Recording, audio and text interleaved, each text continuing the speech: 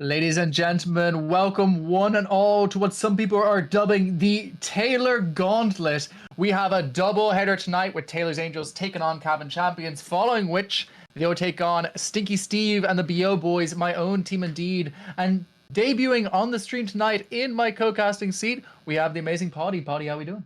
Hello, yes, I'm very excited to be here. Thank you so much. No worries at all. Malou on the obs as always. Big boy Malou. Let's have a look at these bans. So early bans off in Cavan. They ban out the Shaker, they ban out the Warlock, and they ban out the Sand King. Obviously, Sand King and the Shaker are things that can go both off lane and mid. We mentioned before this guy, Taylor, who has carried all these Taylor's Angels games, is an ex off-lane player, likes those mid off-laners. The Warlock ban likely to be against Hazel, who has picked it up a lot, you were saying, pre-draft. Yes, I think Hazel has played Warlock every single game, all 4 games so far. So it's a targeted ban there. I also see that the Cavan champions had Clock last couple of games as well, so I think that's targeted. It also is in the meta. Definitely. It's a hero that is very much favored by Jojo Baggins, and his Hoodwink's still in the pool. Interesting that Taylors do ban it out, though, because Webios does really like this hero also. Cavan also taking out the Pangolier, which you've seen Holy Dive on a few times. The Koi Viper shall not commit more terrorism this game. It is banned out. And Taylor's Angels, they pull out the Stinky strat. Oh my god. I They haven't banned Doom. No Doom ban. They need to do this. Or Medusa. Doom Medusa not banned. think first pick Bloodseeker is very, very risky because if you don't, as you says, like you don't cover the ban or get the right support, it can flop really hard, but it is very strong. Okay, I think Cavan there go for a safe play, but I don't know if I agree with it on the basis that if they first plop a Bloodseeker, right, the biggest fear you have is 2 things. You fear Doom, you fear Duso. They've left them open to ban those now and give that Bloodseeker a nice enough game. Also, well, the thing is that there's like Bloodseeker lane's quite weak, so if they have strong lanes against it, it can shut it down to a certain degree and also tempo it. But I think Cavan are not respecting the bans, as you said. So see what they do.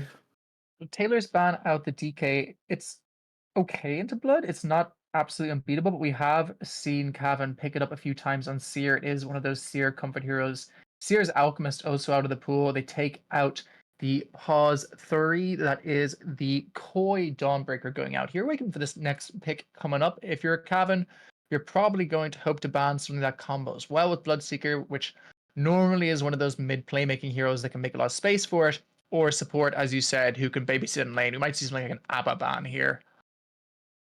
Yeah, I think your group are very much into the Abba Bloodseeker. It's so good. It's so good. It is so good. The problem with Bloodseeker is unless he gets a good lane, which is very hard to do, he doesn't pop off till about 20-25 minutes. So you definitely need other people to actually carry the weight, especially off lane and mid. I think also both these teams do have a big variation in MMR. So you've got like 3 people quite high rank, such as Taylor, and then a couple of people who are maybe lower rank who only have a certain limited hero pool. So there's restrictions there, I think, as well. Most certainly. We see the ban out on the Tidehunter coming out from Cavan Champions here. Not surprising, Salty has been picked that in 3 games so far, and it's something that he favors quite heavily. Also, as a team that runs Bloodseeker, though, Tide is one of those heroes that doesn't enable him to hit the 25 timing, so it is somewhat against their own interest, but it's also something I haven't seen Koi play a lot. Waiting on their next pickup here, I'm expecting a Koi Doom right here. I think if they pick the Doom here, it makes their game so much harder. Yeah, I think also if you look at a lot of the bans, there's a lot of offlaners banned, so you are running out of heroes to actually pick. And if Doom is Oh, these guys are inspired. There oh is the wow, Primal Beast picked up here. Now that is a Koi hero occasionally, rare enough though. Haven't seen Salty play it up to this point. Obviously, works quite well in terms of that space making ability that you said, but up to this point was looking a bit like a Stinky Steve draft there, the Bloodseeker and the Willow.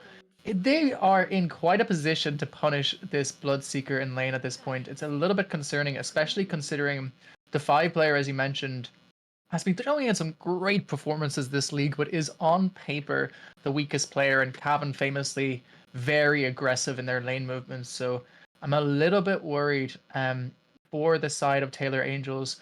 what happens if they just pick up straight up Bloodseer counters here. I think also the one thing that I've noticed with Cavan is that they're in their 3 of the 4 games that they've played so far, their MVPs have been their 2 supports, who are their lowest ranked players. So having Lich and Lion are very strong heroes on very aggressive, like strong supports, is worrying for Taylor's Angels. Okay, we see the pickup of the axe. I I know this sounds crazy, but with the way Blood Mist works, I don't rate this as heavily into Bloodseeker as it historically has been. Um, I would have loved to have seen just something simple like as I know I'm harping on about it, but the Doom here would have been just really, really good. Axe still though able to push that early tempo that you mentioned earlier that might dissuade them from being able to just plonk that Bloodseeker in the jungle if he has a hard lane. But Cavan here open to pick the pause one or the mid. They do like putting Holy Diver mid as the last pick, but both of these teams will be contesting a Void Spirit. So it'll be interested to see if one of them pick it up here. And indeed, they pick up the Life Stealer for Seer. Yeah, I think this series is gonna just Sears just gonna jump into Axe, run around, and just hunt Bloodseeker all game. Um, I'm very worried for Taylor's Angels that they won't have enough tempo. Taylor needs to pull out a masterclass as he has in a couple of the wins he's had so far. Um, does Taylor play Primal Beast, or is that going to be offlane, you think? I think most likely it's going to be off lane. I mean, I did just play a game with him where he pulled off a pretty mean Winter Wyvern, but into that axe and into that lion, it's probably not going to happen this game at least. The Taylor heroes that are still in that mid lane, still available to be picked up. Still has the Ember Spirit as a possibility. Could be something that sets a bit of tempo. The Pango's been taken out. The Void Spirit, I think, is pretty likely. It's Yeah, something he really likes, but playing to Bloodseeker and Void Spirit feels pretty fucking. Sorry, playing with the Bloodseeker Void Spirit feels pretty fucking nice in terms of making that space. The question is, how bad is the line on Axe into that Void Spirit? I'm actually I think that he has to pull off something because I think this is going to be just Cavan just running at them the whole game. Bristleback, that's a Bristleback mid. Yeah, he needs to tank this out, but he also Mhm. can't be too greedy. I think like the very first game that they played, they just picked 3 greedy cores. So I think that he can't build far too greedy on that, or he'll miss a timer. Yeah, looking at what Cavan have so far, the obvious pick into this team like complete obvious is the Timbersaw, right? But perhaps Taylor's Angels, they saw the series that Cavan had the other day where Holy Diver, who's normally an absolutely dominating force, one of the highest MMR players in this division, did not have the cleanest Timbersaw game. So they might be a little fearful about picking it. But if they do pick it up here, it's a hero that can blow up the Bristleback, it can blow up the Primal. It hits Dark Willow even when she's in her Shadow Void. Pretty damn good to Bloodseeker. Cavan ban out the Abaddon. They know the Stinky Steve method. They know that they know the bracket, man. I think the performance he did, I think that was he just didn't respect Sniper enough, and I think he misskilled some of his spells. That I mean, the hero's obviously really good against them, but maybe it's just not his comfort hero because I have seen him pull out some crazy stuff like Arc Warden and other things as well Yeah. if needed. The Arc Warden not in this game. I'd say No, a breath of relief for the side of yeah, Taylor's Angels there. The Abaddon band out, the Witch Doctor band out. If Hazel plays Oracle, still can do similar things to the Abaddon. We're going to see if she pulls it out. I don't know if they do. We're winning this last band for Taylor's Angels. Likely going to be a classic Holy Diver mid, the Puck, the Void Spirit, unless they want it themselves. I mean, it's a weird one here. It's probably waiting on the 5 pick as the last pick for Taylor's Angels, and it's a bit of yeah. an X factor insofar as we haven't seen Hazel on a whole lot of other heroes. She plays Warlock, she plays Lich, but Lich is taken. Plays Gyro 5, but it's pretty bad this patch, and her win rate on it is not fantastic. So really interested to see what they pick up for Hazel here. Most likely just a support with quite nice execution. Well, I think also like as most of Hazel's characters or heroes have been banned, probably something more comfort for her as well for them. And I'd be worried like if Cavan go like a puck or something mid just for the tempo and just keep running at them. I'm still very concerned about that. Doesn't seem to be much there. There's not really much stuns. You've obviously got the primal based ultimate, but otherwise there's not really much stuns to stop Lifestealer later on. This still could theoretically be a primal mid as well, and could be a one bristle. They are flexing between those two positions. Uh, I don't know. Yeah, I mean, if I honestly would prefer the primal middle, just to like if it gets a favorable matchup and they can start making space and everything else, because Bristol will generally do okay offlane. I don't think you'll have much concerns. It'll be probably a stalemate, but I would prefer the primal mid just to start making space, getting some kills at level 6, and making space for Bloodseeker. The puck is still in the pool. Obviously, not ideal into Bloodseeker, but the amount of tempo setting, as you said, could be a big issue here. Tails Angel's taking a lot of time on this last pick, thinking of what they want for Hazel, and the last pick is going to be a Jackro, as we said, a nice execution hero, really good at Primal, quite nice at Willow. I really like this Jackro pick actually if it's played well. Yeah, I think it's also some magical burst that has the has like some stuns, disables, pretty strong lane as well. So yeah, I think that was very much needed in their lineup. Because they didn't really have much burst. They have a lot of longevity and they can last out fights, but they need a bit more, which Dragon the 20 Jakiro provides. Waiting on this last pick now for the side of Cavan Champions. The obvious pick still on the boot is that Timbersaw. Whether or not they go for his next question. Mid Doom, honestly, not the worst thing in the world, especially into a Primal, actually. Could be a silly one that we could see. Maybe like a Um, prop or something as well, like just again Dragon tempo set. it's the Oh, Empress. Ember. Okay, Ember. There we go. So two very different drafts here. Taylor's Angels likely to be playing, hoping for this one to go a little bit more late. It is Taylor on the Bristle, so it is an offlane Primal and a mid Bristleback playing into Holy Diver. Based on this draft alone, who would you back at this point, Body? The Cavan champions. I think they're more experienced and they're probably better overall, and I like their draft better. What about Yeah, yourself? I'm gonna go for the sake of contrarianism, and because he is my nearest dearest casting partner for such a long time. I'm calling out for the Taylor's Angels. We need more draws in this division. There's not enough of them. So let's hope they pull out a big one here. A reminder, folks, this is week 3 of the Irish Dota League Season 4. I'm going to take you through this one with Poddy on their big debut casting. Give Poddy some love in that chat, please. Always hard to come out here and do this, so lots of love is all I want to see. This is a doubleheader tonight. If you're like Taylor's Angels, they have another game straight after this against my squad. Stephen the BO boys. And once again, if you're brand new, if you don't know what's going on here, this is the Irish Dota League. We are a community-led organization where we have people connect with each other, play Dota, be sound to each other. If you'd like to join in the fun, please do join our Discord server. It is continuously linked by our Moobot as well as in our description. But let's get right into this game. Cavan Champions versus the side of Taylor's Angels. If Cavan Champions win this, it could secure them first place in this group. Yeah, I think the Division 2 in general has been a bit of a bloodbath with a lot of one ones, draws, and also just a lot of kills and a lot of action. So hopefully we're in for some good Dota. Yeah, it's a shame. Us losing that game one to Cavan really fucked it for you guys, I guess. Our bad. Smoke comes out from the Cavan Champions and moving in towards this bottom rune area. And it seems like Taylor's Angels are also going to try to scout down that area. Look at the level 1s of each team.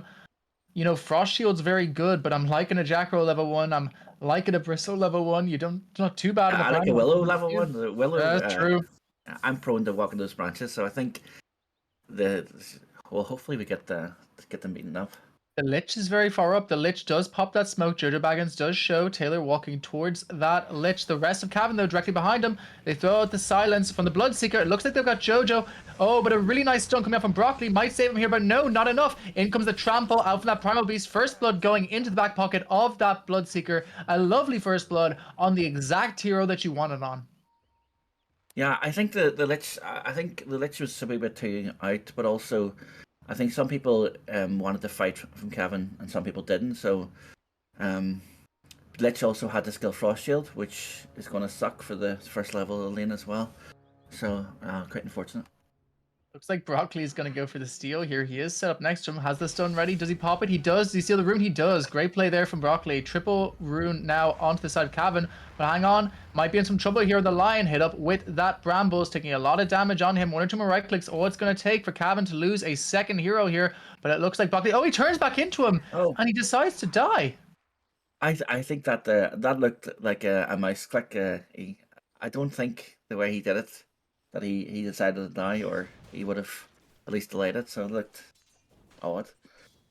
Yeah, really unfortunate death there on the line. Does mean that he's going to get to his lane a little bit faster, at least going to be able to push back a lot of the pressure that this Willow is likely to put onto this Lifestealer. Look at this mid lane. We have the Ember versus Bristle matchup. I know you are a fellow support player like myself, but what do you make of this matchup? I think it's gonna be a snooze fest in the middle. I think they're neither are going to die unless someone completely outplays the other or makes a mistake. So I think it's just going to be a farm fest, and then whatever brings Ember generally is more the aggressive to actually gank. Taylor probably just wants to farm as much as he can. Indeed, he does. Let's have a look over this top lane, Maloonigans. That's cool with you. So I think this is going to be our lane that's going to have a lot of things happening this game. Why did I say that? I go onto Dicklet. A lot of damage on him, and Hazel indeed goes down on that Jackaros. So seeing the power of the Axe Lich lane in motion here. Dicklet struggling to find a way into this lane, only 3-0. But to be fair, so is the Lifestealer. So not the worst thing in the world, but Koi, when he gets this early start like this, a difficult man to push back. Yeah, as we sort of mentioned in the pre-game, I think Bloodseeker very weak laner, and is going to have a lot of issues. And Axe and Lich are going to be quite aggressive and have a lot of damage. So I'm not expecting miracles here top. I think he's as long as he gets enough, and then can get into the woods and pick up his radiance and other items.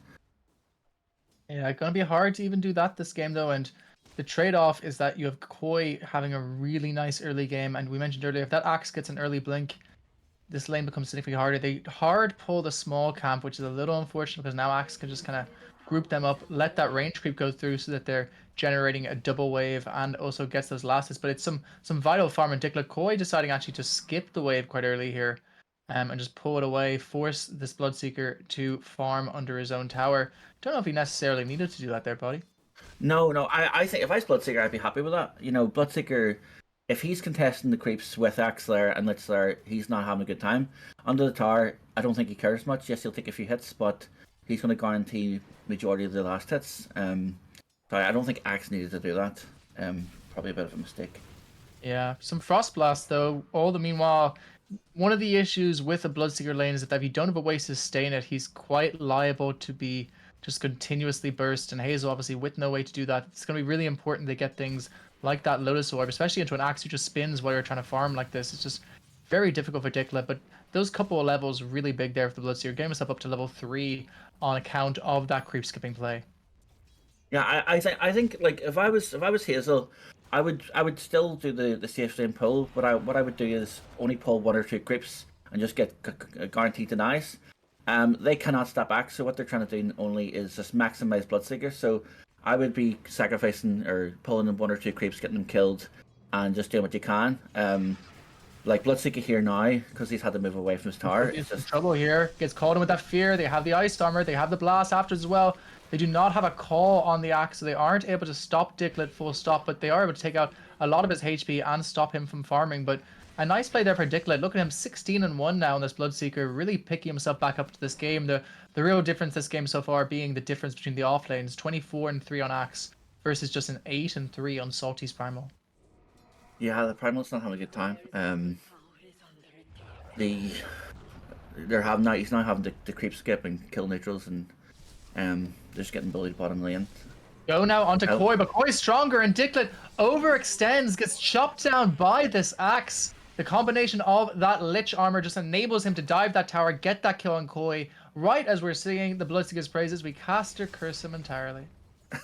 I think to be honest, in this type of lane, I think Lich should have went like an earn because that's gonna be really useful late game as well, and just constantly putting dots and damage on Bloodseeker and just keep it up.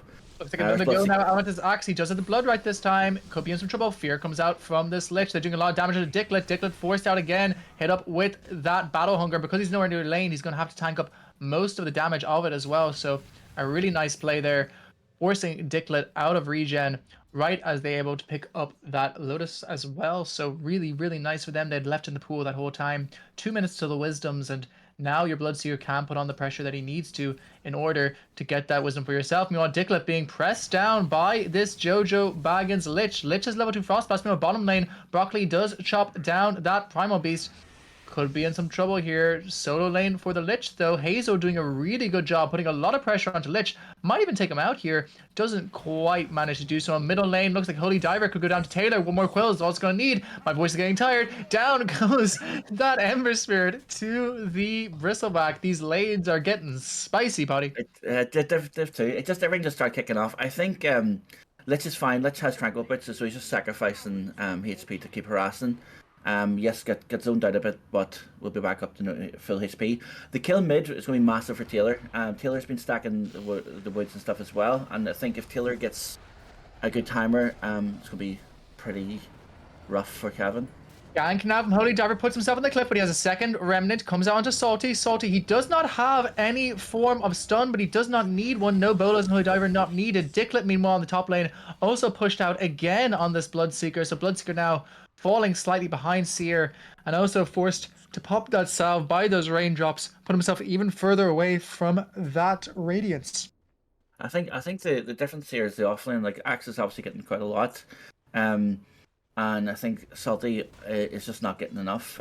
Any creep kills they have are probably neutrals. And he just died there at level 3, about 6 minutes in. It's not good for your offlane.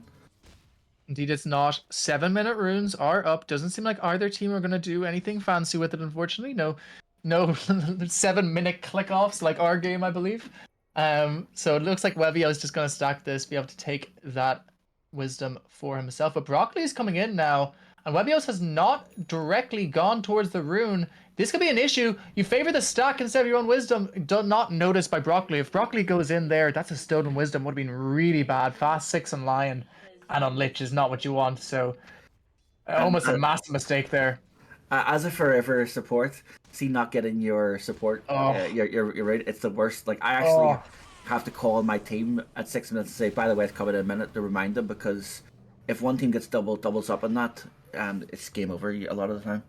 Was that the game versus you guys where we were doing the click off top? I think it was. Look, Hex comes out onto Primal Beast. Primal Beast will be dead again here. He has the stun, and indeed, down it goes. Follow up with that blood grenade and that mana suck. Looks like Salty's going to die again on this Primal Beast.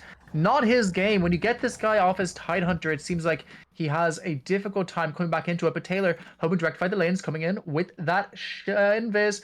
Coilaps does not spot him. They have a rune on them, they have a ward on him, so they are able to walk away. They might lose Jojo Baggins here, but that'll be all she wrote. Koi, though, decides to actually make the go instead, and now Holy Divers here doing a lot of damage onto Taylor. They do throw forward a Remnant, but they show some respect and back out of this one. So an unsuccessful gank from Taylor does force the rotation of that Ember. Ember still trying to pump some damage into this top lane. Holy Diver not worried at all because there was only one stun that could cause any form of issue to him at this point. But Jojo Baggins should be a little bit more scared as Diglett started to make a go onto him. Coilaps runs into the tower. Quite a dangerous position for himself to go into. Jojo Baggins all but dead. Indeed, down he goes. Indeed, after that, Coilaps goes down. Holy Diver now alone, drops off the bolas, but he has a blood right on top of him, does manage to get off that escape. So it's a 2 for 0 on the top lane for Taylor's Angels.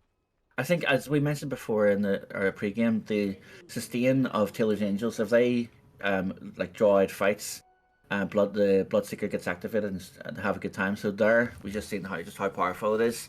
I also like how Taylor is being active and actually trying to gank instead of just AFK jungle. So he's actually doing really well there. Indeed. Still a slight lead for the Cavan champions. Can we switch over to those networks, please, Mr. Millennials? Thank you very much, baby cakes. So we are at 4.4k on this perspective, leading up the charge. Seer, though, having a very nice early game on account of those kills that he has gotten so far on that Primal Beast. Really nice 4.2k on him. Bloodseeker, though, gotta say, the one that surprised me the most, the kill he got there on Jojo Baggins worth quite a lot, and now he is actually out farming both the Axe and the Ember Spirit. Really nice recovery coming out there from this Diglett. Stun goes out onto him. They recognize this. They throw out the taunt as well. They have that Ice Path from Hazel, though, and they drove off that Rupture onto Koi. Does he have a TP? Doesn't look like he does, and Taylor comes in with it, but instead the Lion with a massive finger does manage to chop down Diglett. So they rotate 5 heroes, and so far it's a 1-for-1. They are going to probably lose Broccoli for this as well. But a huge play for him. You are more than happy with that if you're Broccoli here. Getting that finger kill, managing to salvage what was an absolutely disastrous go. Really huge plays there from the line. They do still get a 2-for-1 on the side of Taylor's but not the 2 for 0 that they would have wanted. Yeah, I think that's big for a couple of reasons because the Primal Beast just got level 6 off that kill, and only 30 seconds ago they had the same net worth as Lich, so now um, it gives him a bit of a boost, which is sort of needed. I also think, as you mentioned, Bloodseeker doing a lot better than maybe expected um, is scary because if he gets activated early, then it's very hard to shut down a Bloodseeker, as you showed when we played against you.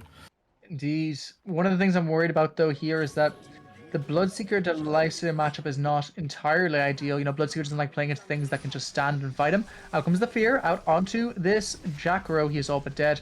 And Salty's trying to come in after this. Okay, he cancels it. He drunk drivers his way to the left.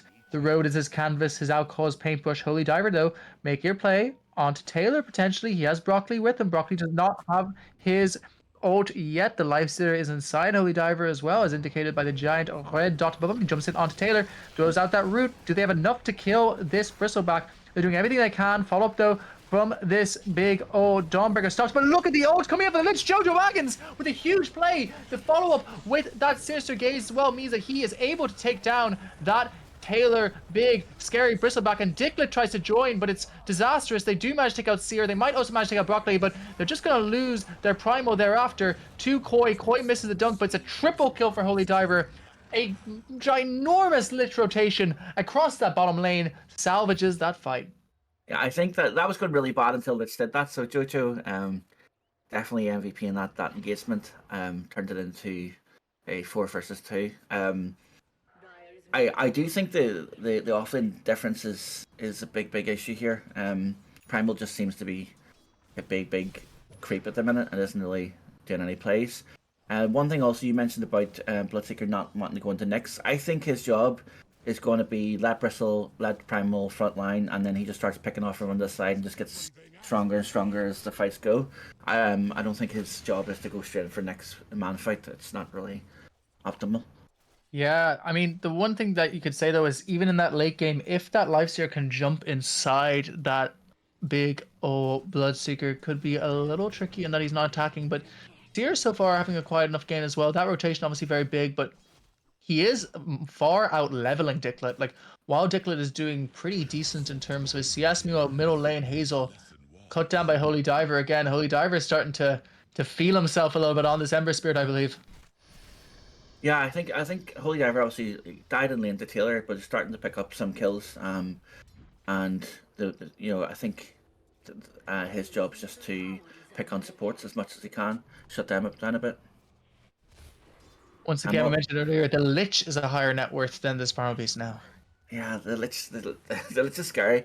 I also think that a lot of the Div 2 games are either down to either like an MVP performance, be it like outclassed in mid, or just really strong support. So the warding and stuff, like you can see Lion just warded there just near Roshan, so they're looking to be very aggressive and just shut down the map. So I'm very worried this map is going to close up very much so for Taylor's Angels. You know, as a fellow Div 2 support player, I can't agree more. It is all about us. It is literally our world. Everyone else still living in it. The world is our palm tree party. That's all that I can say here. Lich in a little bit of trouble bottom lane. If we click onto Lich real quick, looks like he might be going down. Does manage to pop the ult, but he's hit up with those brambles. Manages to get the slow there after those salty. One more right click, so it's going to take to pop him down. Looks like he might get out of this one though. The brambles trapping that line 3 times, enabling salty to get out of here, getting a much needed kill there on that Lich, almost catching him up with his net worth. Yeah, like if you look there just before that kill, Primal literally had phase boots and not much else in his inventory. So he's starting, I think, starting towards a BKB, just so they actually can frontline. Very lucky, but it's maybe sometimes luck is all you need. Indeed, now pushing down this bottom lane. They do have all of the heroes from Taylor, with the exception of that Bloodseeker and that Jackro connecting, but the Embers coming in from that left side. Broccoli and Koi on their own. No blink on this axe yet, deciding instead to go for that Blade Mail first, enabling that farm progression on him. Looks like they're not going to make this go bottom. Instead, seems like they're going to ping towards that middle tower, try to do some damage there. They have no ult on the Lich in order to do so. They have no finger in order to do so.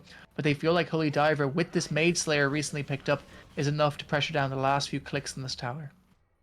Yeah, I think also the itemization in this game's gonna be massive. Like I think, like Lion doesn't look like he's going fast Hang dagger. on, fight breaking out here. Smoke popped. Salty hatched out Cody Diver, but a huge hex from the lion stops the pulverize.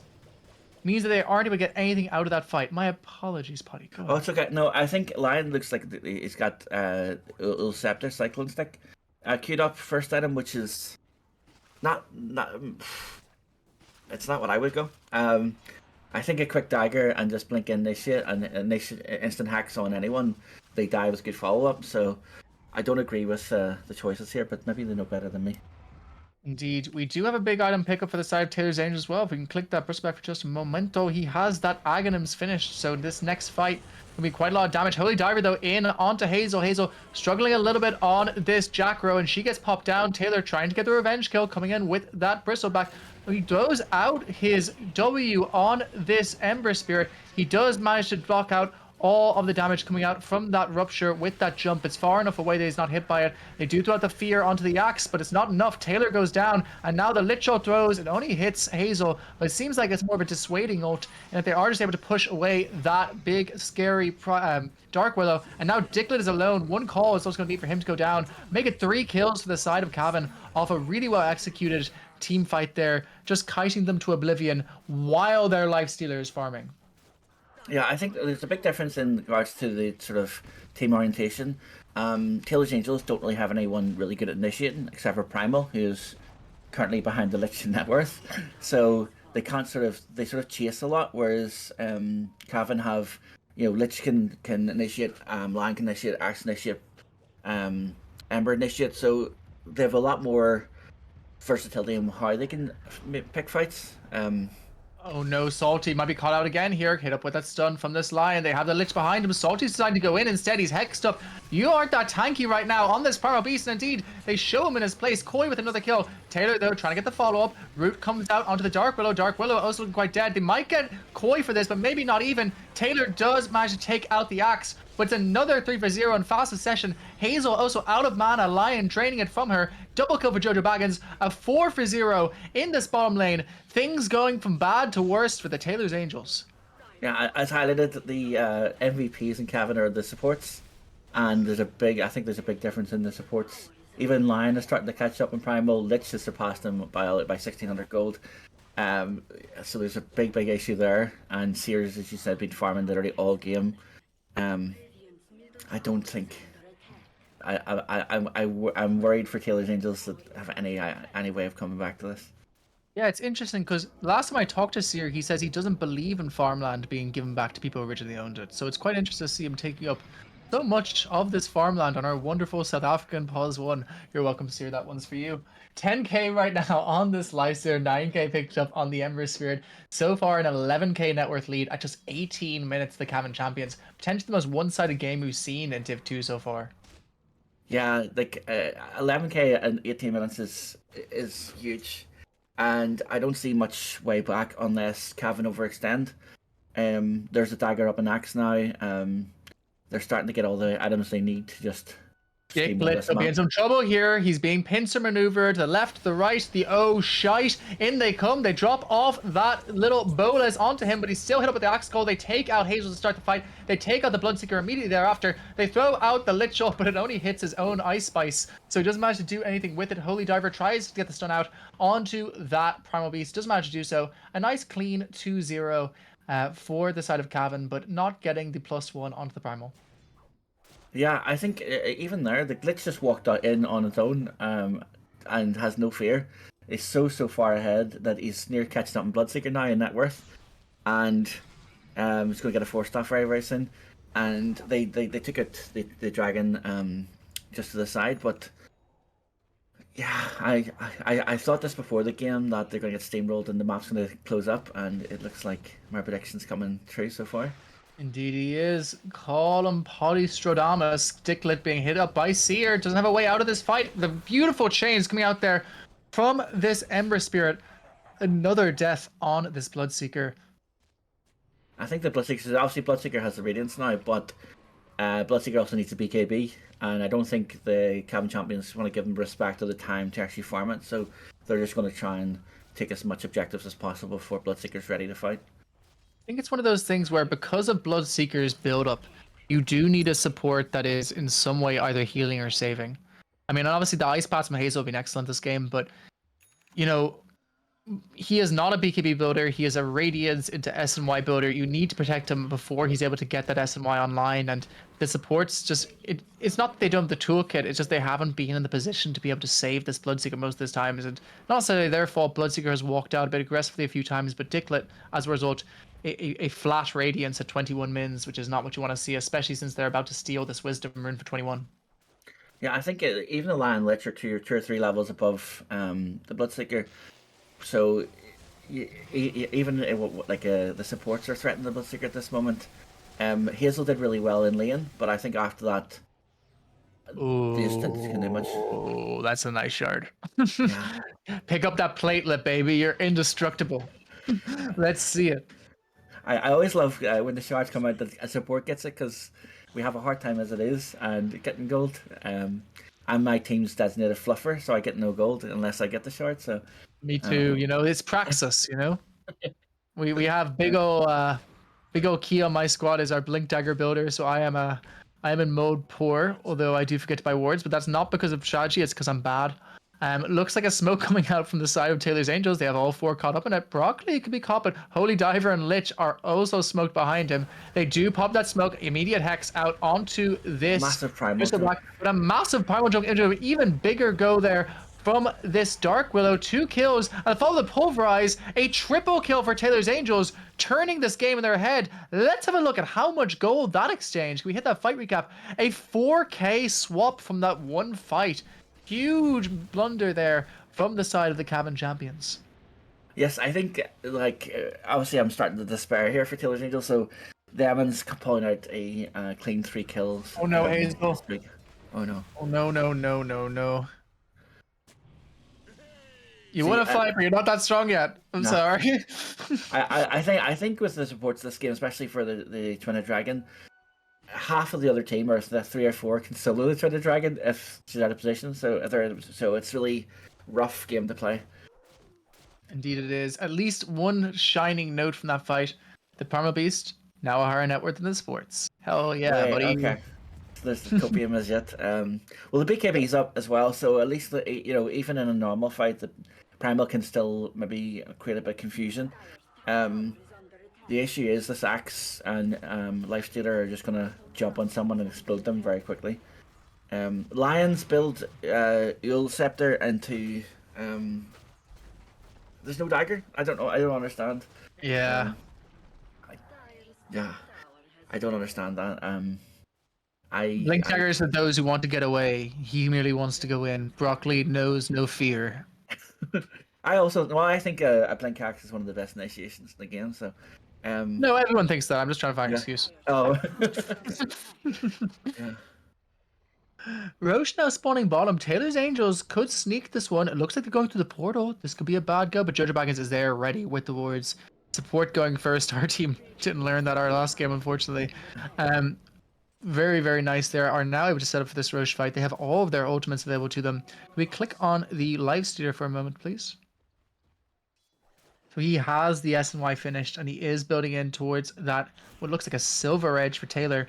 Really nice pick up there for the life steer when he managed to get it. They drop the Ice Spice on the high ground, dissuading them from this go. They throw out the ultimate as well, but they have the BKB in the Primal, so he's less scared of it than he would have been previously. And this Lich being ran down by Primal, but that's all Primal is able to do in this fight, but it might be all he needs, because it looks like Holy Diver does manage to drop out, dodge off that go from this Dark Willow. Really nice kiting coming out here from the side of Cavan. The fight in 10 different places at once, and now it's finally coagulating here. It looks like they are going to manage to take down Webios as well. Taylor, last man left alive, blink available on Koi. Could try to make a go here. In comes Holy Diver, has those fiery bolas ready. Will he catch them? It seems like he will. Root comes out, but he does drop that Aghanims. Follow in from Koi though. Koi was holding the blink the entire time, waiting for that exact go, and now Seer able to chop down Taylor. Taylor all but dead. He does manage to heal off of that Bloodstone, and Salty's back in, trying to save Taylor's life, and it looks like he might have been successful. Seer though, still chasing, still chasing. What a horrible rune to spawn. He does manage to kill him in the end, and Salty dies as soon as he comes back in. So it is only further bleeding. They had a cut in their arm, and they picked the scab.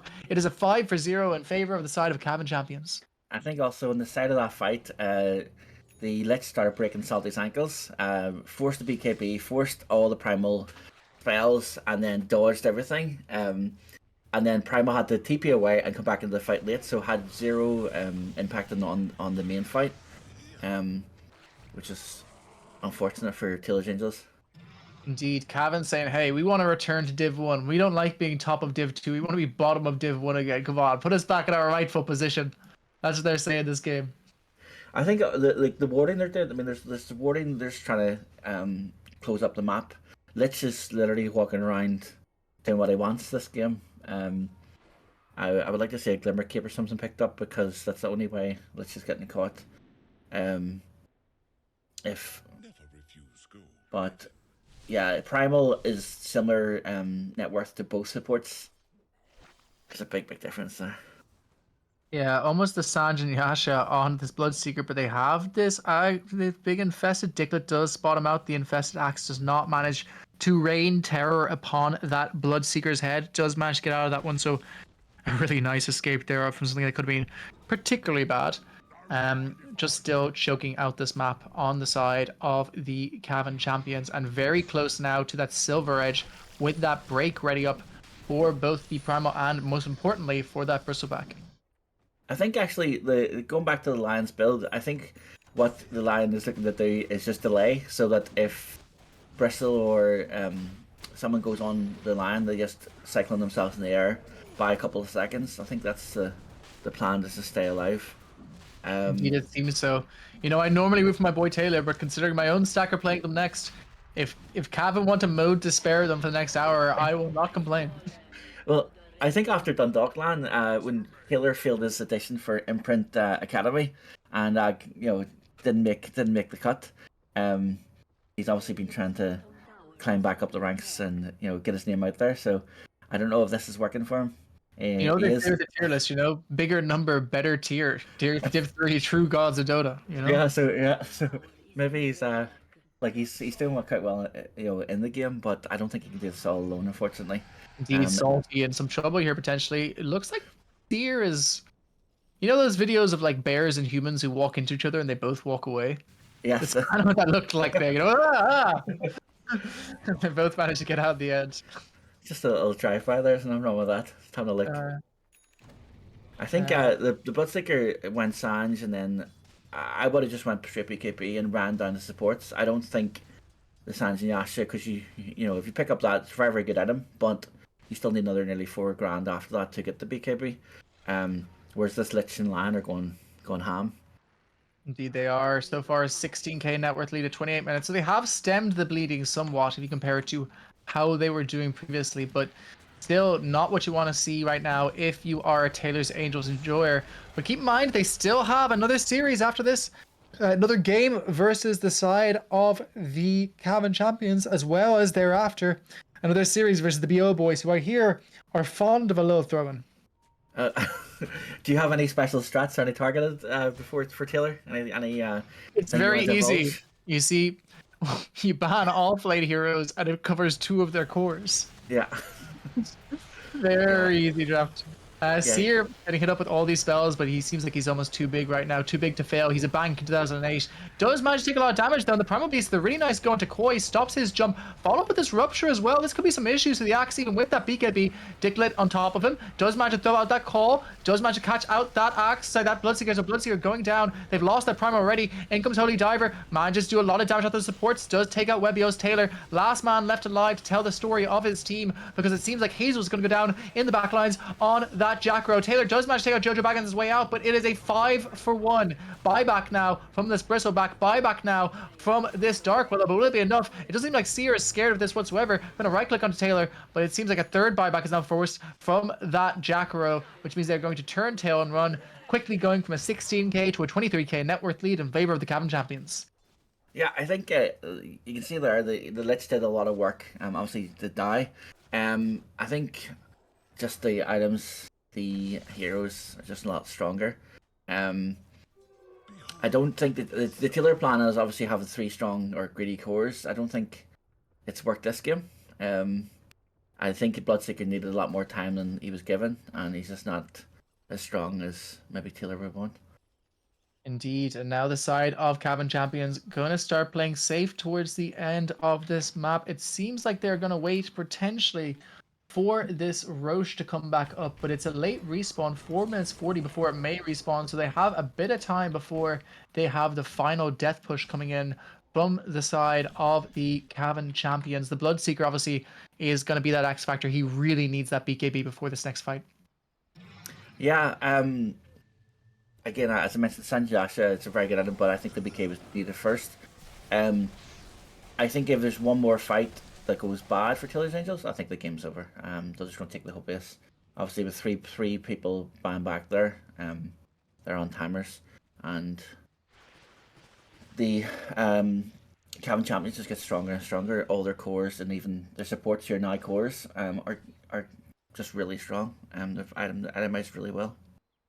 Indeed, they have, and so far a really clean game from Cavan, who have had a rough couple of weeks. Dropping series against teams who they on paper wouldn't be expected to. So a nice one for them to do. They do manage to take back their Tormy on the side of the Taylor's Angels, which gets the Liquid Frost for Jacaro. Don't know necessarily if they'll be able to use that so much this game because of how much this Jacaro has been chopped down by this Holy Diver, Ember Spirit. Gotta say, I know you've been giving a lot of credit to these supports in the early game. You should be, but Holy Diver seeming like himself again on this Ember Spirit. Yeah, I think I've noticed in Div 2 a lot of people have their comfort heroes, and Holy Diver seems to just be having a lot of fun and getting solo kills and just being very aggressive, which just seems to be sitting them very, very well. Indeed it does. On the net worth watch, the Primo has fallen below the Lich again, and the Lion is very much on his heels. Yeah, but the supports are not a kick in the arse away from the Bloodseeker. There's a big jump there. It's not to say there's anything that Taylor's Angels supports have played bad or not done as much. I think they've actually been okay in what they've done. I noticed there in that fight just that Jakiro was still only had level 1 macro power, and still did actually a lot of work. So I think the level 2 macro power might do something. It's just the net worth difference is not great.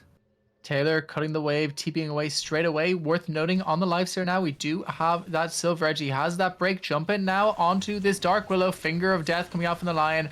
There'll be no Dark Willow in this fight, unfortunately. In comes the Pulverize coming out from this Primal Beast. A lot of damage, but not enough to dissuade the side of Cavan at all. They just chop down that Primal in his place. Buyback now from Salty down to 9k on that Primal. Really struggling this game. Axe taking a lot of damage out from this Bristleback though. They don't wait for the Aegis, and it looks like Koi could be in some trouble as here. A nice Force Staff though from the supports pushes him away from them. Doesn't enable them to make that go, and instead it looks like that's going to be Salty going down. Dieback now from this Primal Beast, and they take down the racks immediately thereafter. Yeah, I think there's like the Primal went in there and didn't really have much support. They seem to be not as coordinated as Cavan. I think Cavan have been together a lot longer. So you do see a difference in that and how they're executing the actual team fights as well. Indeed, and Hazel taking almost half of their HP from that single use of the Sleight of Fist. So very hard for them to have any sort of impact in this game. Bloodmist is up for Dicklet. He could try to make a go here, but Seer is just so large. Has he even died so far on this live Seer? I'm not sure that he has. Yep, 7-1. One death. Okay, one death's all it takes. It's always gotten so far. Looking at these buyback stats as well. No buybacks across the board, actually. Greedy gorillas on the side of Cavan Champions. Only the Bloodseeker with buyback at this point.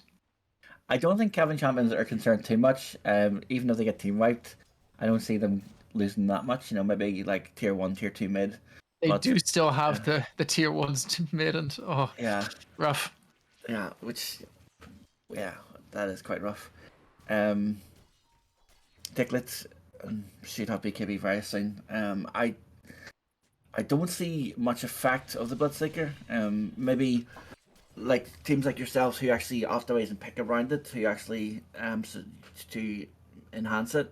But this just seems to be very miscombobulated picks where you got people doing different things, and I don't think it's worked out. It's one of those things that we mentioned during draft, which is that if you're gonna first slam the Bloodseeker, you have to do it with an understanding that you need to pick the supporting cast around it. And taking so long to pick that pos 5, leaving it to the last pick. I don't know if Hazel's familiar with Abaddon, but it's not a hard hero to play. I feel like something like that could have been really big here, but a really nice go here onto Seer. He is hit up with that Rupture, but he does manage to make it out of there. A really big Chain Frost as well, bouncing between all these heroes. Taylor almost dying to the Chain Frost on its own. Indeed, down he goes, and Salty looks like he's going down there after. They do take out the Lich in exchange, but Hex onto Webios. Finger of Death comes out the Lion. They also take out this Dark Willow again. So a 3-for-1 exchange there. 35k at 35 minutes. 1k per minute for the Cavan champions, living up to their name, looking like they're going to be the champions of this game one, taking out this last tower bottom, while also looking at that other one top, doing the two of them at the one time. Yeah, I think like you can see that it's there how powerful and how effective he is he's being. I think this is where the meme is like stop, they're already dead. Yeah, this game's over. There's no Taylor's not back for 63 seconds, so I think they're going to be mega creeped and probably Indeed. end it before then. Stop, they're already dead, and Taylor too full of chocolates to react here. Thinking about the Valentine's plans and the beautiful city of Lisbon instead of thinking of the game that's in front of him, perhaps, and it looks like he's gonna be punished for it. Sorry, baby cakes, I know you heard that. Looks like there is now mega creeps for the side of the Cavan champions, and a jump in onto Bloodseeker. They have the stun from the Lion as well. Follow up with that mana suck. Hex comes out from the Lion. Seer is here. He has the break. They throw out the Finger of Death. It's not enough to kill Dicklet. Instead, now Seer hit up with that Rupture, but he heals so much from right-clicking Salty that it doesn't matter. Salty is essentially rendered into a creep this game. This is perhaps the most... Oh my god. That was a crit kill on base. Yeah, Huh. I think also like if you look at the like if Axe or Lifesteer gets initiated on, they have the Frost Shield. They have there's a lot of support things. There's now a Lotus Orb. Yeah. Indeed, GG called from the side of Taylor's Angels, perhaps the most one-sided game we've seen so far this league. Not a great omen of what's to come, but this is Div 2. This is the draw meta. Do not leave your seats, ladies and gentlemen. We have game 2 of Taylor's Angels versus Cavan Champions coming up very soon. And thereafter, we have Stinky Steve and the BO Boys versus Taylor Angels with some nice little surprises before that game also. So don't leave your seats. We'll see you again in a while.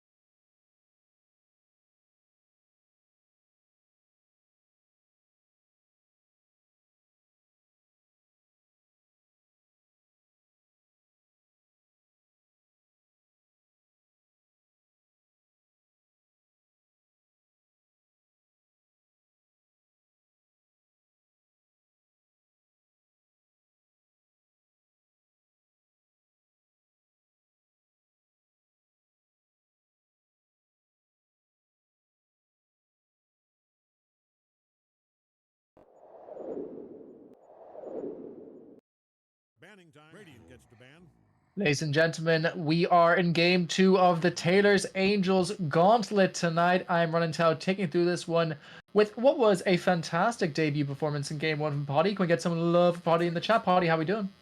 Yes, no, very good. Thank you so much.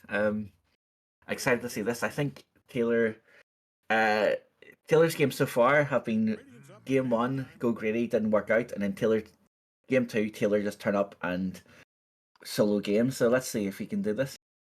So far, though, for those of you who missed it, a very convincing win for Cavan Champions in game 1. Very little signs of life from Taylor's in exchange, and so far the bans from both teams have been identical.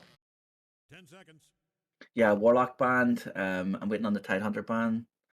I think you banned that again after the last performance. It's left in. Bloodseeker get banned themselves from Taylor's Angels this time. They say, nope, we don't want to play it. We don't want you to play it. We're taking the Lich. Lich let through ahead of those heroes. Wow.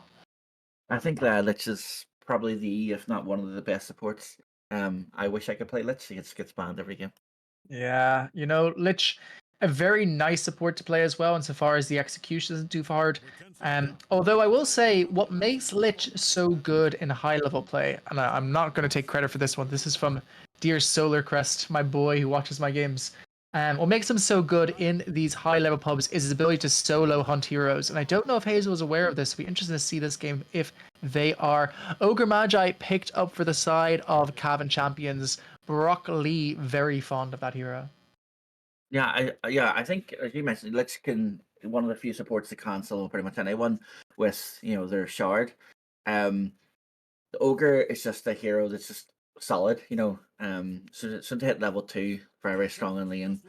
And if you want to go greedy, get Midas to skill up, you can. So yeah, the pretty normal pick so far. There goes the Salty Tide. So Salty going to be forced onto another hero again.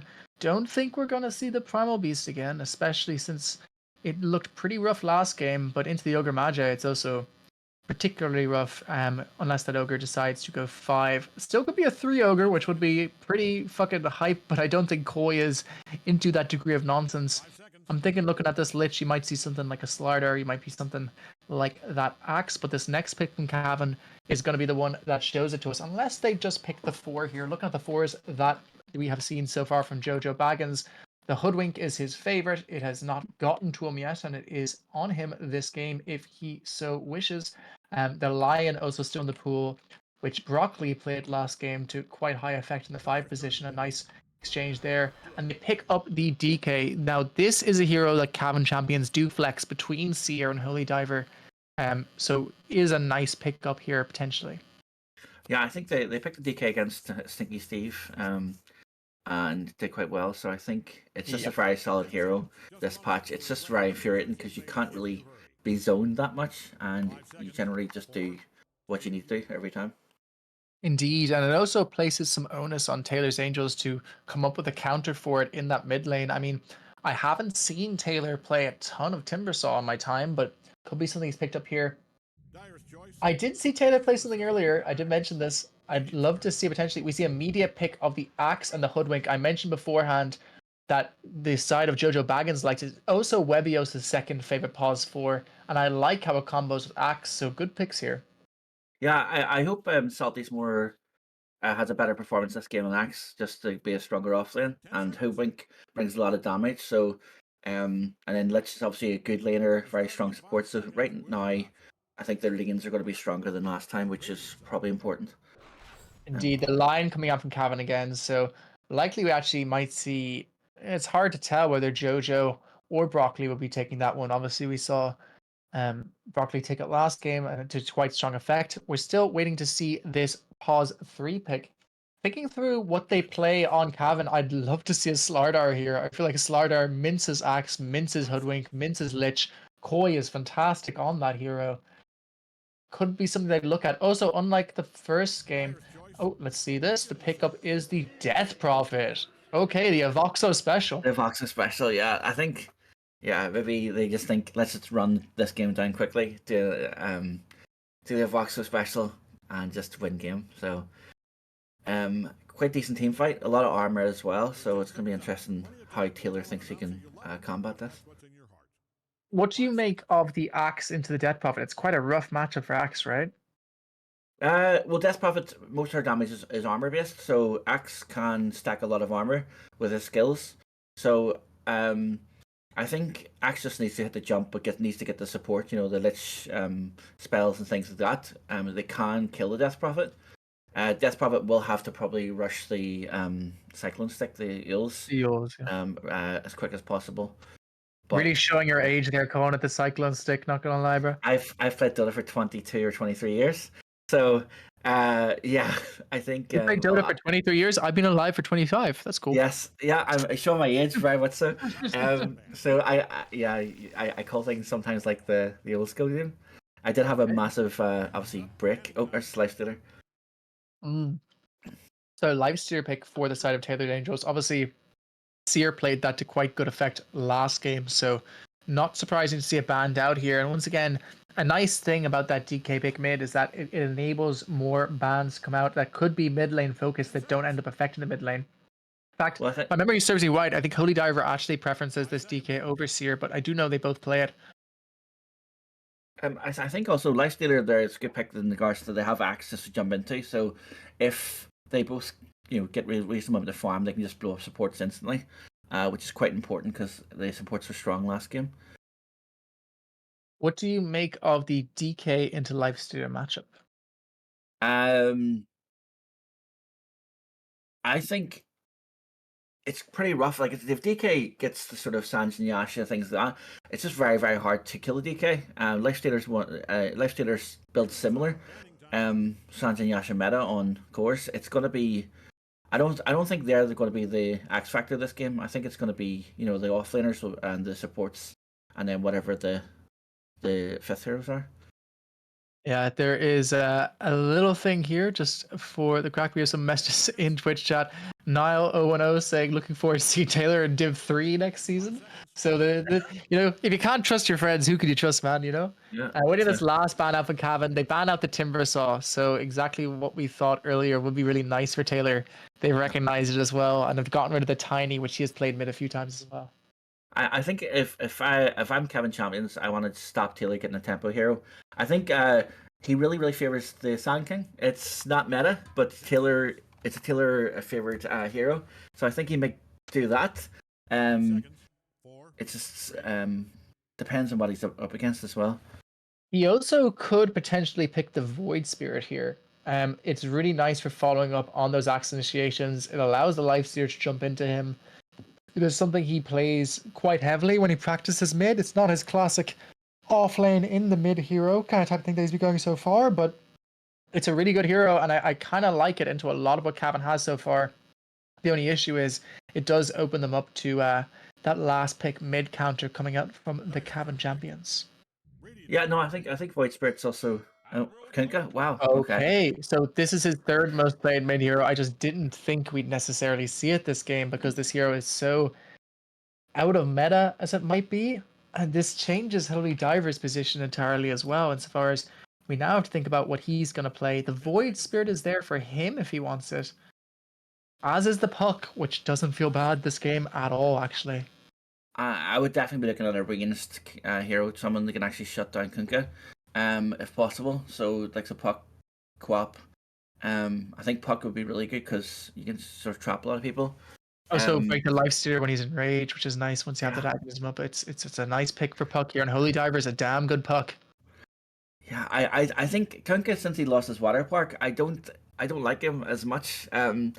He obviously can build to like not die, or to it'll be take forever to die, but I don't know if it's going to be enough. Maybe Taylor can teach me something this game. Hopefully he can. Indeed, and he's going to need to. This needs to be the game where he comes back into it. A reminder that he has 2 series to play tonight. The Taylor's Angels have this game, and then following immediately thereafter, don't leave your screens. The BO Boys, my own stack, going to be playing into them. Look at this last pick for Cavan Champions now. Most likely going to see something like that Puck. Very hard to catch him out at the moment. Really good into the X mark the spot, and that he can dodge it.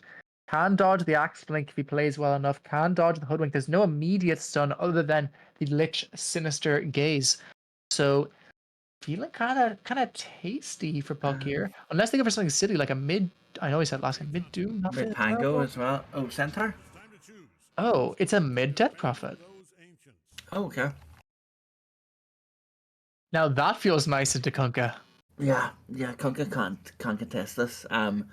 After like level 3, just get sucked off the whole time. So fun times. A really interesting and quite unique draft coming out from Cavan. I believe this might be the first mid Death Prophet that we've seen in the Irish Dota League so far this season. So interesting to see where this one might go. A reminder, folks, if you are here for the first time, this is the Irish Dota League Season 4. We have a Discord. It is linked in the description. If you want to make new friends, meet new people, even if you're not Irish, as long as you're not a unionist, you're more than welcome to join in. I'm only joking, my unionist friends. Don't worry about it, Taylor. Anyway, getting into this game, we have Cavan Champions versus Taylor's Angels. As you can see on your screen, the first game was won by Cavan Champions in quite a handy manner. We're going to see if they're going to pull back this time. I'm running to taking through this one with Potty, and as always, the solid as a rock observer in the background is our big boy Malou. Let's see where we go with this one. Rage on Dicklin instead of Unfettered. Surprising. Wow. Fire Dragon on DK. Who could have predicted it? Let's have a look at these stats. 17 commands in 15 matches. A very even Ogre Magi lineup there. Okay. Cool, I guess. And then on this Hoodwink, look at that. Last game, lost 1-4. That is the confidence you need coming into this game. Let's see how this goes. Who we calling from the draft alone, Potty? I think the draft's a lot more closer this game, but I do think Cavan are stronger.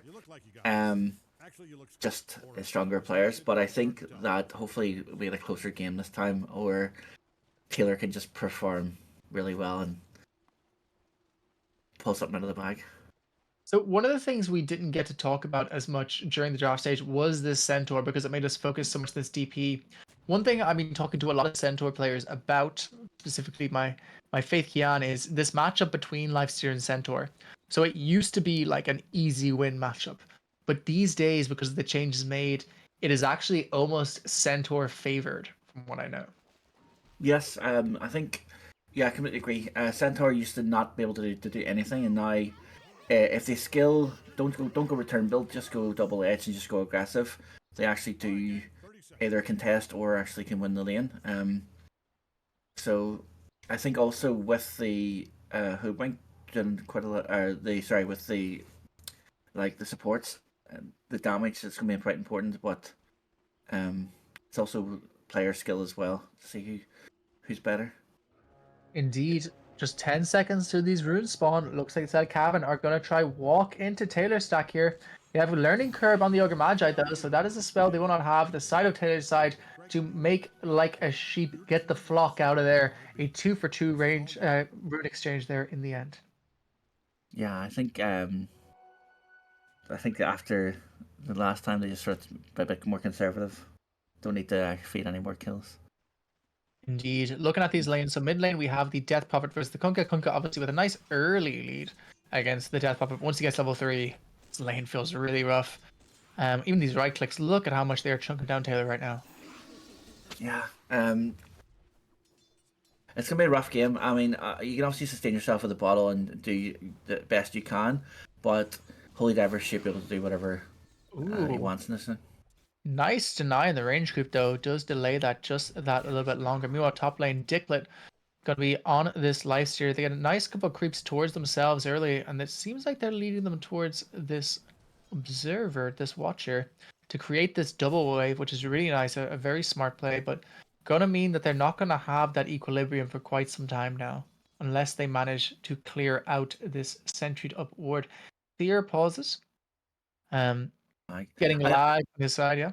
I don't think that was a double stack. I think what they did was the Radiant had pulled a couple of creeps and they pulled theirs, but they pulled them away from the tower so that they don't die, and they delay the wave. So the wave is now going to be very heavily dire favored, and because Lifestealer wants a couple of levels, and getting Lich a couple of levels is quite strong. It suits them doing that. Blame in the all chat. Seer saying that Holy Diver is of the opinion that Taylor is not a good mid laner. There's some serious fight and talk, some sailor words indeed. Quite fitting for the narrative of playing into a Kunkka here. We see the stun come out with a follow up from the clap from that big tomato, and the stun coming out from Broccoli. A lot of damage on Dicklet right now, but Holy Diver quite low on this death buff, all things considered. Yeah, you will see like Kunkka still does a bit of damage to start. It's just more of as soon as the lifesteal comes up for the Death Prophet, it gets more some levels, then it's gonna get easier and easier. I also one thing about Taylor, you mentioned about his mid lane. I've noticed in the last year since I've known Taylor, not even probably about 8 months, he has went from off lane to carry to mid. So he has changed and varied his role quite a lot. And it's not always easy to do. Just to change up that much. Indeed, as someone who plays on a team in which two of the five are playing off row, we know how that feels. Yeah, so it's I think also that you find that like some people then if you come from offlane and you go to mid, you probably favor certain offlane heroes. So like Kunkka, for example, traditionally offlane. So you'll see that the hero pool slightly differ from usual mid players or regular mid players. Looking at these losses today so far, a nice start for this Taylor Kunker, but as you said, at level 3 could be live with Shane Sear having a really nice start with the 14-3 on this big scary Dragoon Knight. But top lane keeping parity somewhat, 11-2 in the live series, the 10-3 of the Centaur. So not a bad lane for Dicklet so far. Yeah, I think Lich, as mentioned, is a very strong laner, and I think maybe more of a comfort hero for Hazel. Ooh. So I think they're doing much better this game. The one thing I will say is playing the Lich into Lion is a bit gross insofar as the one resource you're low on Lich is that mana. A beautiful double stun coming out there from Broccoli and then throwing some more mana into Coilapse. The more levels you get in that mana suck, the less that Lich can do because he relies so heavily on bringing in things like mangoes to keep his mana up. Yeah, just need to keep firing mangoes. I think also, like, Hazel's been spamming the nuke on the Centaur. I would rather hit the Lion. Centaur's just a big beefy guy. Indeed. Start pressuring the Lion instead. And looking at stuff like this where Dicklet's lost almost their entire mana pool and the Lich is also entirely empty of mana now as Yeah. well. So very little they can do into this wave, and Boilap's being filled up by Broccoli. Broccoli is the battery of this lane, providing that to them. So far, a really, really solid early performance from the Cavan champions. Pretty even across the board, but setting themselves up for a nice early mid game. And this Lion is such a pain in this top lane. Holy moly. Yeah, as a Lion player, I appreciate it. I also you can see that also Death Prophet starting to pull away. Was slightly behind now. Has more CS than Taylor, both hitting level 5. Just to see if they start the gank as well. When they get their sixes. Indeed. And what do you think that is the go for Kunkka now with the Water Park build no longer? You think, how do you play this? Hang on though, go now to Taylor. A lot of damage going on to him. Follow up with that Crypt Burst. Forest Out does have the bottle charges, but we're seeing what Death Buffer can do into that Kunkka now. So Kunkka's item build, it depends on the game. There's a very famous Russian called Attacker who is like the best Kunkka in the world, and it's only here he plays. Attacker still goes things like Radiance and SMY. This build, it depends on Taylor's farm. I have seen some Kunkkas still go back. I don't think quite great. Also usually go like high price before items. I got surely dead. Follow up whether you're still on this big scary outcome fire though. Follow up with that ignite. It looks like it might go down. This pause for exchange. First blood those back pockets. All salty those salty behind nice start this last top this team and get that kill. Yeah, I think it shows the power of the ogre, even though way out of position in a bad position or bad sort of situation. Still does so much damage because of the learning curve, where they are higher level than they're high level spells than they should. So it wasn't too bad an exchange to be honest there. And to be fair, Jody Bangers does manage to refill mid's bottle, and doing so, it just means that he can absolutely terrorize Taylor even harder and secure that 6-minute rune potentially as well with the support mid lane. Looks like they're going to try to make it. Yep, and they are able to do so. An Arcane picked up for that Death Prophet as well. Yeah, I think that ogre, just the TP mid, might have just won the early game, just that one move. For support players, it's definitely ideal. Your mid will love you. Taylor and- hit up with that big old leash. He does drop off the boat, so he has the run buff on himself. He does manage to walk away. Can they get a follow-up leash? They get off the Crypt Swarm. One or two more right clicks. It's always got to take the goose going on to him. He's trying to deny himself into the stack, and he does. But he shows his stack in doing so. And Holy Diver says, a tower and a stack? Oh, Mr. Ambassador, you are spoiling me. Meanwhile, bottom lane, Salty being gone on. Seer almost takes down to that axe, but it's not enough to take him out. So a nice rotation there. With that, Ogre Magi is able to secure a mid tower, and top lane looks like the Lifesteer has no mana and no infest, a whole level ahead of Dicklet. Hazel does come in time, but Rock Lee likely just to turn onto this Lich instead. This Lich turning tail and running has a lot of those Frost Blasts, so might live through this engagement, and indeed they do. But Cavan starting to really gear up in this early mid game or late early game, depending on where your clock is from.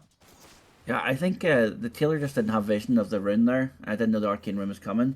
I have noticed in Div 2 that the mids are very slow in bringing their second ward out themselves, even though it's free and they expect supports to do that job for them. So Taylor got a death because of that and lost his mid tower. Indeed, he did. At least he was able to deny that one. So Holy Diver now to pick up one. Can we put up those networks, please, Miss Milligans? So far, a really solid start for this DP and this Lifestealer in a bit of mode despair, despite the fact that it's a low kill game. The Strangle of Cavan is on top of the Taylor's Angels ready, a 3k net worth lead at just 7 minutes. I think also the one difference game is Salty's actually having a quite good game. That the Taylor's Angels are going to have to look at Salty to make plays and secure their early mid game. Tries to make a play there. Unfortunately, a cacophony of errors. They don't throw out the stuff in the Hoodwink fast enough, which means that Salty doesn't connect with that go. And now Holy Diver's here to punish Salty. The one person we said was having quite a nice game is now chopped down, and they lose the courier for Webios as well. Webios not getting 6 yet, and also not getting their courier, and enabling an Exorcism plus DK push onto this bottom tower means all 3 tier 1s down by the 8 minutes most likely. Yeah, that's quite despairing. Holy Diver's doing this really well, just taking objectives, taking tower, and shrinking the map. Lifestealer having a really rough game, and if he doesn't get space, it's going to be the same as last game. Indeed, it might be. Dicklet in this top lane doing what he can to catch up with 2,600 gold on the Lifestealer. Holy moly, a 2k gap between him and the opposing pause 1. This is not the way you want to start your evening for the Taylor Gauntlet, but don't worry, my boys know how to throw, and it seems like Koi does too as he goes down in this top jungle. An act of charity from the long-haired, wonderful offlaner of the Cavan Champions. I have to say, Cavan Champions definitely longest hair per capita in the Irish Dota League. Oh, they all have like mullets, or what's? You know, not all of them, but they could certainly pull off the look of an 80s hairband. And Seer is kind of the skinhead one of the gang. The rest of them have all luscious flowing locks, for lack of a better term. Seems like Koi tried to make a go around the back of Dicklet. Dicklet does have that infest this time, so Koi instead choosing to farm this lane, has the Blade Mail finished already, is building directly into the Blink thereafter. That Blink timing is probably the mid-game go that they want to have.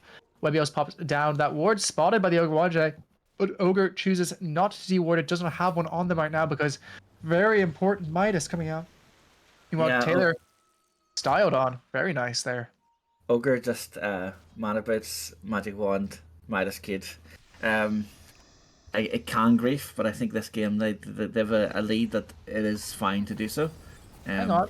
Deep invasion here. Koi's in the back. It looks like Webios is in a lot of trouble. They have the Huffstomp. They got both supports the Huffstomp. Follow up with this Holy Diver DP as well. They throw an ult off from the Lich though, which does dissuade the go somewhat. But still a really, really nice play there from the Cavan Champions. Stun comes out onto Dicklet. Dicklet has very little things to get out on. He does still have that infest if he wants to use it though. Here comes that Stampede. They throw out the Crypt Swarm. And the Finger of Death pops Dicklet. He doesn't manage to get off the infest in time. It's a 3-for-0 for the Cavan Champions. And they've turned a 3k into 6k in just 2 minutes.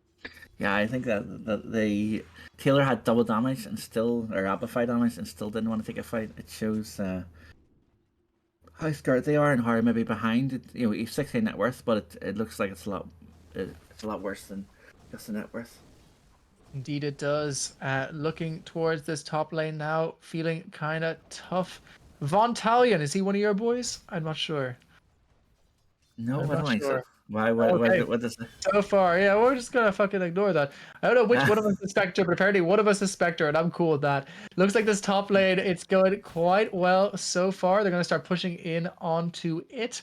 And indeed, a 6K being maintained so far. Cougar Gaming, Rockley really living up to that Cougar Gaming lifestyle, forcing the Dommy Mommies on the side of Taylor's Angels back into their own jungle, struggling to get into this. Bambi says in chat that Mousy gets that kill. Mousy gets that kill every single time, my dearest carry. I hope you are doing your finger weights as suggested in the pre-game workouts that we built in advance of this league. I think also Rockley having such a good game, not far off Lifestealer is actually going dagger first this time, so I'm very much approve of that. And because I criticized a lot last game, but maybe I was wrong. Yeah, this game it seems like they just want to put that pressure on, going straight for that blink dagger on the line. Koi as well, very close to his. One more wave is all Koi will need in order to get that blink dagger online and start exerting a lot of pressure onto the side of Taylor's Angels. Yeah, I think also like as I mentioned, all the tier 1 towers are down. The cores on Cavan are really good at taking towers. They're now pressuring the tier 2. Probably will take it. So it's the map is shrinking drastically. Indeed, and all the meantime, Seer completely uncontested on this DK. 2.6k between him and the opposing Lifestealer. Has that armlet finished up and is now building swiftly into that SMY. Yeah, I think he probably plays with a pipe in his mouth and his feet on the table just half the game. Doesn't really need to do much. I like that Just have a image. good time. It's very visceral. They're making a go now onto Collapse. They're throwing everything they can onto him, but that is a Blade Mail Centaur.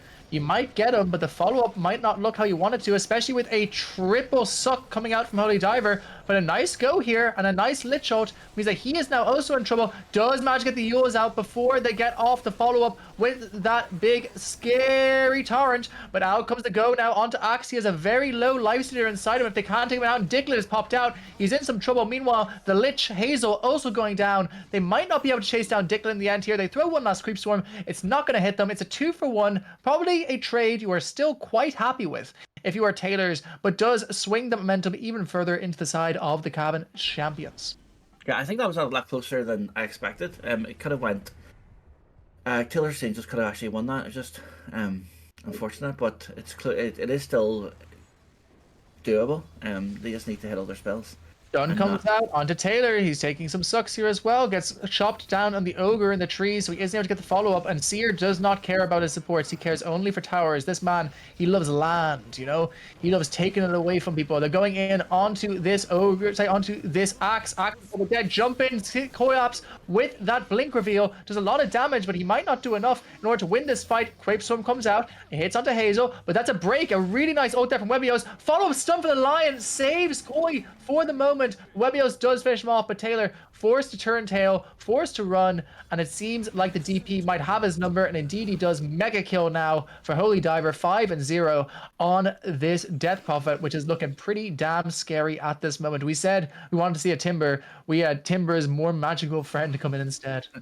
Well, Taylor got 2 kills that round, so I'm not sure what Clinker's items are, but he killed Ogre, then he got the kill on Centaur, so I was Blade Mill. Oh no, yeah. Blade Mill into Axe. Indeed, triple bagel at the top. The cream cheese. We love to see it. So far, an 8k net worth lead for them this game. Looking like the strongest performance they've put in this league so far. It's not the fact that Taylor's Angels aren't playing well. It's just Cavan are looking more coordinated than I've seen them this entire league. Especially compared to our last performance. I think Cavan looked at the leaderboards and realized they weren't top and went, oh, we'll change that. So they turned up today. You see, we might have ruined it for you, though, you know? I mean... If only the woodpecker cries. You guys, you know, you're the highest on paper coming into this league, I believe, but simply we faffed around so hard the game didn't make sense. It looks like a go now onto this Axe. Axe is maybe getting out here? No, not at all. And Rock Lee, meanwhile, takes out Webio to the finger of death. Now they have the follow-up of that big Stampede as well, but Taylor's here and they have out that Chain Frost. It hits onto Koi Laps. Koi could be in some trouble here. does throw out the big double edge, despite the fact that he is already in some trouble. So Koi like to go down for this. This is a trade you're more than happy to take if you're the side of Taylor's Angels. A nice 2-for-2 across the map, losing the offlaner and the Lion in exchange for the axe on the Hoodwink. And now it looks like they want to go further. I don't know about this one. Dicklet, you could be in some trouble here. Nice rage, blocks off that Dragon Tail while it is still in the air. Means that Dicklet is able to get out of this one and move ever so closer to his Sacred Relic. Yeah, I think I mean a lot Relic of these no fights armor. are quite close. The issue is that the Lifestealer doesn't have anything. Yeah, Obviously, Relic no armor, right? Wild. yeah. Whereas DK can join fights and still be a threat. So I think that's the difference. I personally think Lifestealer should have got the armlet or got fighty items instead. I don't think the Radiance Rush is the right thing when you're 10k behind. Indeed, it puts an extra 3k onto that net worth essentially. It's really a 13k until you get that Radiance. So a nice additional bit of pressure being able to put onto them. And when you look at what Seer has gone instead, if we can click on Seer for a second, Malooligans. When you look at what Seer has done instead, he went for the Mask of Madness Yasha armlet. So the other side of the scale, rushing immediately into that Sanjin Yasha, saying, I am more than happy to play this early game. Yeah, no, I think that's the difference. He can actually fight, he can actually play, whereas Lifestealer just runs about and hopes not to die. Indeed, so far a really nice solid victory for the side of the Cavan champions. How do you see Taylor's Angels coming back into this one? Is it off of just a giga boat into Lich ulti? I think overextension, Cavan getting cocky. Like Centaur there was diving behind the tier 2. Centaur died, so I think they need to just catch them in a position either by arrogance, cockiness, or just tiredness. Maybe getting some favorable wins and get the Lifestealer on board. Indeed, it seems like it. The one thing that is going in their favor right now is that they do have a Blink Dagger coming up quite soon for this axe. If they are able to get that Blink Dagger online, could potentially set them up for a nice Blink Dagger with that Lifestealer inside, especially with the follow-up of the Hoodwink ult. Could start picking these supports you said earlier, but Seer, not a care in the world, farming the Ancients the opposite side of the map, really closing it out for the side of Taylor's Angels, not letting them all farm in the same place. Meanwhile, Kunkka going for the axe. What do we make of the new Kunkka axe? I've never purchased it myself. I've seen it. I'm It's not. Beating cannonballs. Yeah. I'm not an expert. To comment on that. I just don't think it's as effective as the last axe, like Water Park. But I think Taylor, obviously, you mentioned is the third most played hero. He knows a lot more than me about this hero, so maybe he believes in it.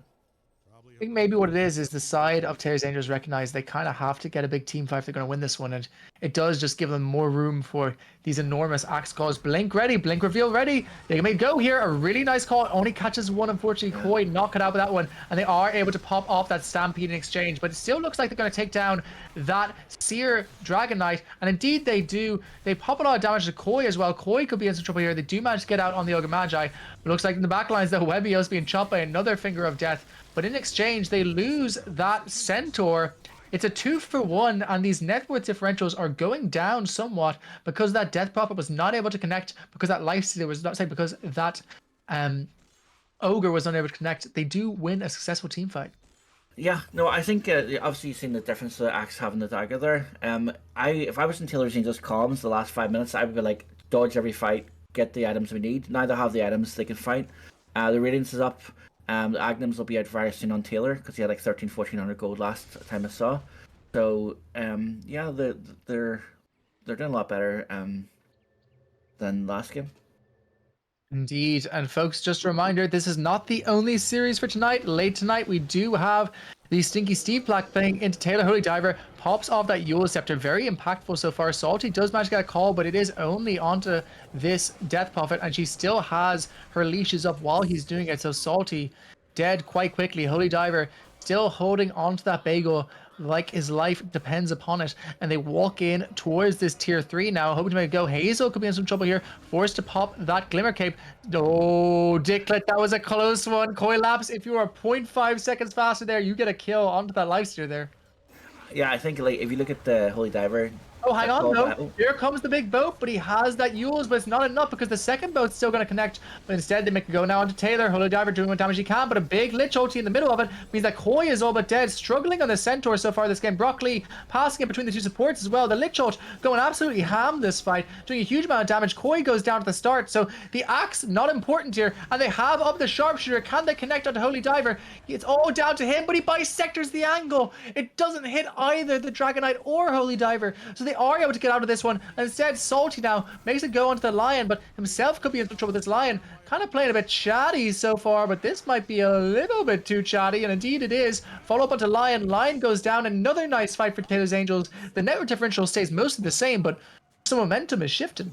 The momentum and the levels as well. I think the Lich being able to not have items, not have much, just get the ultimate off and doing so much work is definitely carrying these fights at the minute. Yeah, some of these Lich ultis have been huge, especially in terms of how Koi is trying to initiate. Koi on this Centaur, we've seen Koi in this hero many times, very experienced Centaur player, but struggling somewhat into this Lich so far. It looks like they're going to build into that pipe, which I think is an excellent pickup indeed. Yeah, that'll negate a lot of the Lich damage. I think also the Lich was using Frost Shield on the tower, and that stopped a lot of the blinks and a lot of initiations. Indeed, it seems like it. Oh, the supports, they're quite low. And they get oh my god, that's the one you want. Yeah. That is the one that you want if you're a Taylor's Angels fan. Yeah. No, that's really, it's massive for Lich. Obviously, Hazel having a much better game this game. And free 1400 gold at him is perfect. And of all 1400s you get the Ice Spice, one of the best shards in Dota. One of the reasons that Lich is considered such a good hero right now. It does just enable them to get those solo goes. And that being said, Cavan are a very tanky team, so maybe not this game, but even just being able to plonk down an Ice Spice with that Frost armor on top of it is super nice in these fights.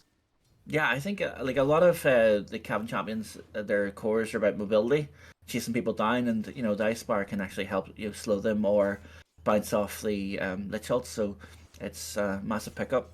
Even Axe this game, Salty having a much better game. Got the Blink Blade Mail queuing up the BKB. Yeah, I understand what you said there. No, the Ice Spire? You mean the Ice Spice, right? Is it Spice? I thought it was Spire. No, it's Ice Spice. It's a rapper. They're from New York. They have orange colored hair. No? Oh, I lost your boomer ass on that one there, buddy. I'm sorry. The word was black and white when I was playing, okay? So I don't know this. These rappers, you say? Ice Spice, wasn't around during the era of the CRT TV, so perhaps I've got a bit too millennial there on that one. Yeah. Or Zoomer, indeed, perhaps. Seer trying to make it go onto this mid triangle, but doesn't even stack the camp. What a, inefficient farming practices in South Africa. There's some comments on that in the early 90s. I'm not going to say what they are, but I'm just going to say that they remain to be true in this game. Can we pull up the net worths, please, Mr. Litigants? Thank you, Daddy. So far 14k right now on this Death Prophet. So far, this seems to be kind of the linchpin for the side of Cavan Champions. How do you kill this DP? You have to kite the DP. You can't sit in the ultimate or you get fried. So you're hoping that they overextend. That's the only way. They go for a tower kill. Holy Diver has been doing really well and has no fear diving past tier 3s. So I think just let Holy Diver overextend, pick him off, pick off the supports. They have a lot more burst this game, so it is possible. Indeed, Aegis up on Seer. He has that dragon form. They start making it go onto these tier 3 towers. Can be shredded quite quickly with that exorcism, especially if they decide to pop that dragon as well. So far, Dicklet choosing to try cut waves in the bottom lane, though they still do have a glyph, so could be a really big play here if it does end up actually materializing. Hex comes out, though, onto this Kunkka. Hit up with that first, but here comes the Ice Spice. You ain't to shit, you ain't even the fart, says Ice Spice. Drops off a huge ulti, but it's not enough. Down goes the Axe. Another tricky game for Smokey. Holy Diver back in the middle of all of them. He has very little HP, but with that suck, he is able to do whatever it needs be to get out of this one. Follow up with a finger. Down goes Taylor. Broccoli having a gorgeous game so far in this line. Double kill now for the Lion. They take out 4 heroes, and they take out these bottom racks. GG, well played. Cole from Taylor's Angels. A clean, quick 2-0 for the Cavan Champions.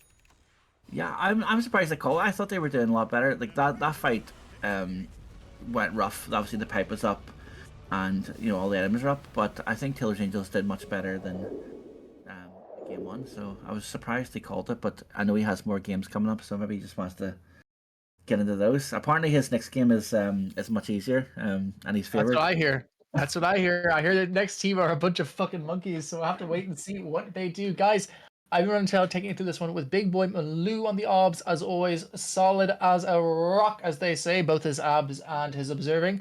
Thank you very much for Potty for joining me on this one. Could we get some love for Potty in the chat there? Cast debuting is not a hard thing to do, and you did an excellent job, Potty. Thank you so much for joining me. Okay, thank you for it's not a hard thing to do. Yeah, of course it's not. No, thank you. It was a pleasure. So I hopefully get a few more and get more experience at it. But these are enjoyable games. It's also good seeing Div 2 games were very aggressive games. So I'm looking Indeed. forward to the next two. Folks, do not leave your screens quite yet, because this is not the only Irish Dota action you're getting tonight. A reminder, a game between Taylor's Angels and Stinky Steve and the BO Bunch is coming up on your screens very, very soon. And we have some nice surprises for some pre-game content from the BO Bunch, so you're going to want to see those. Folks, I won't be joining you for this next stream, which might be a selling point for some of you, I would hope. Instead, you'll have the wonderful Solarcrest Sam alongside the lyrical tones of, I believe, Mr. Mousy, taking you through that next one. We'll see you soon, folks. Bye-bye.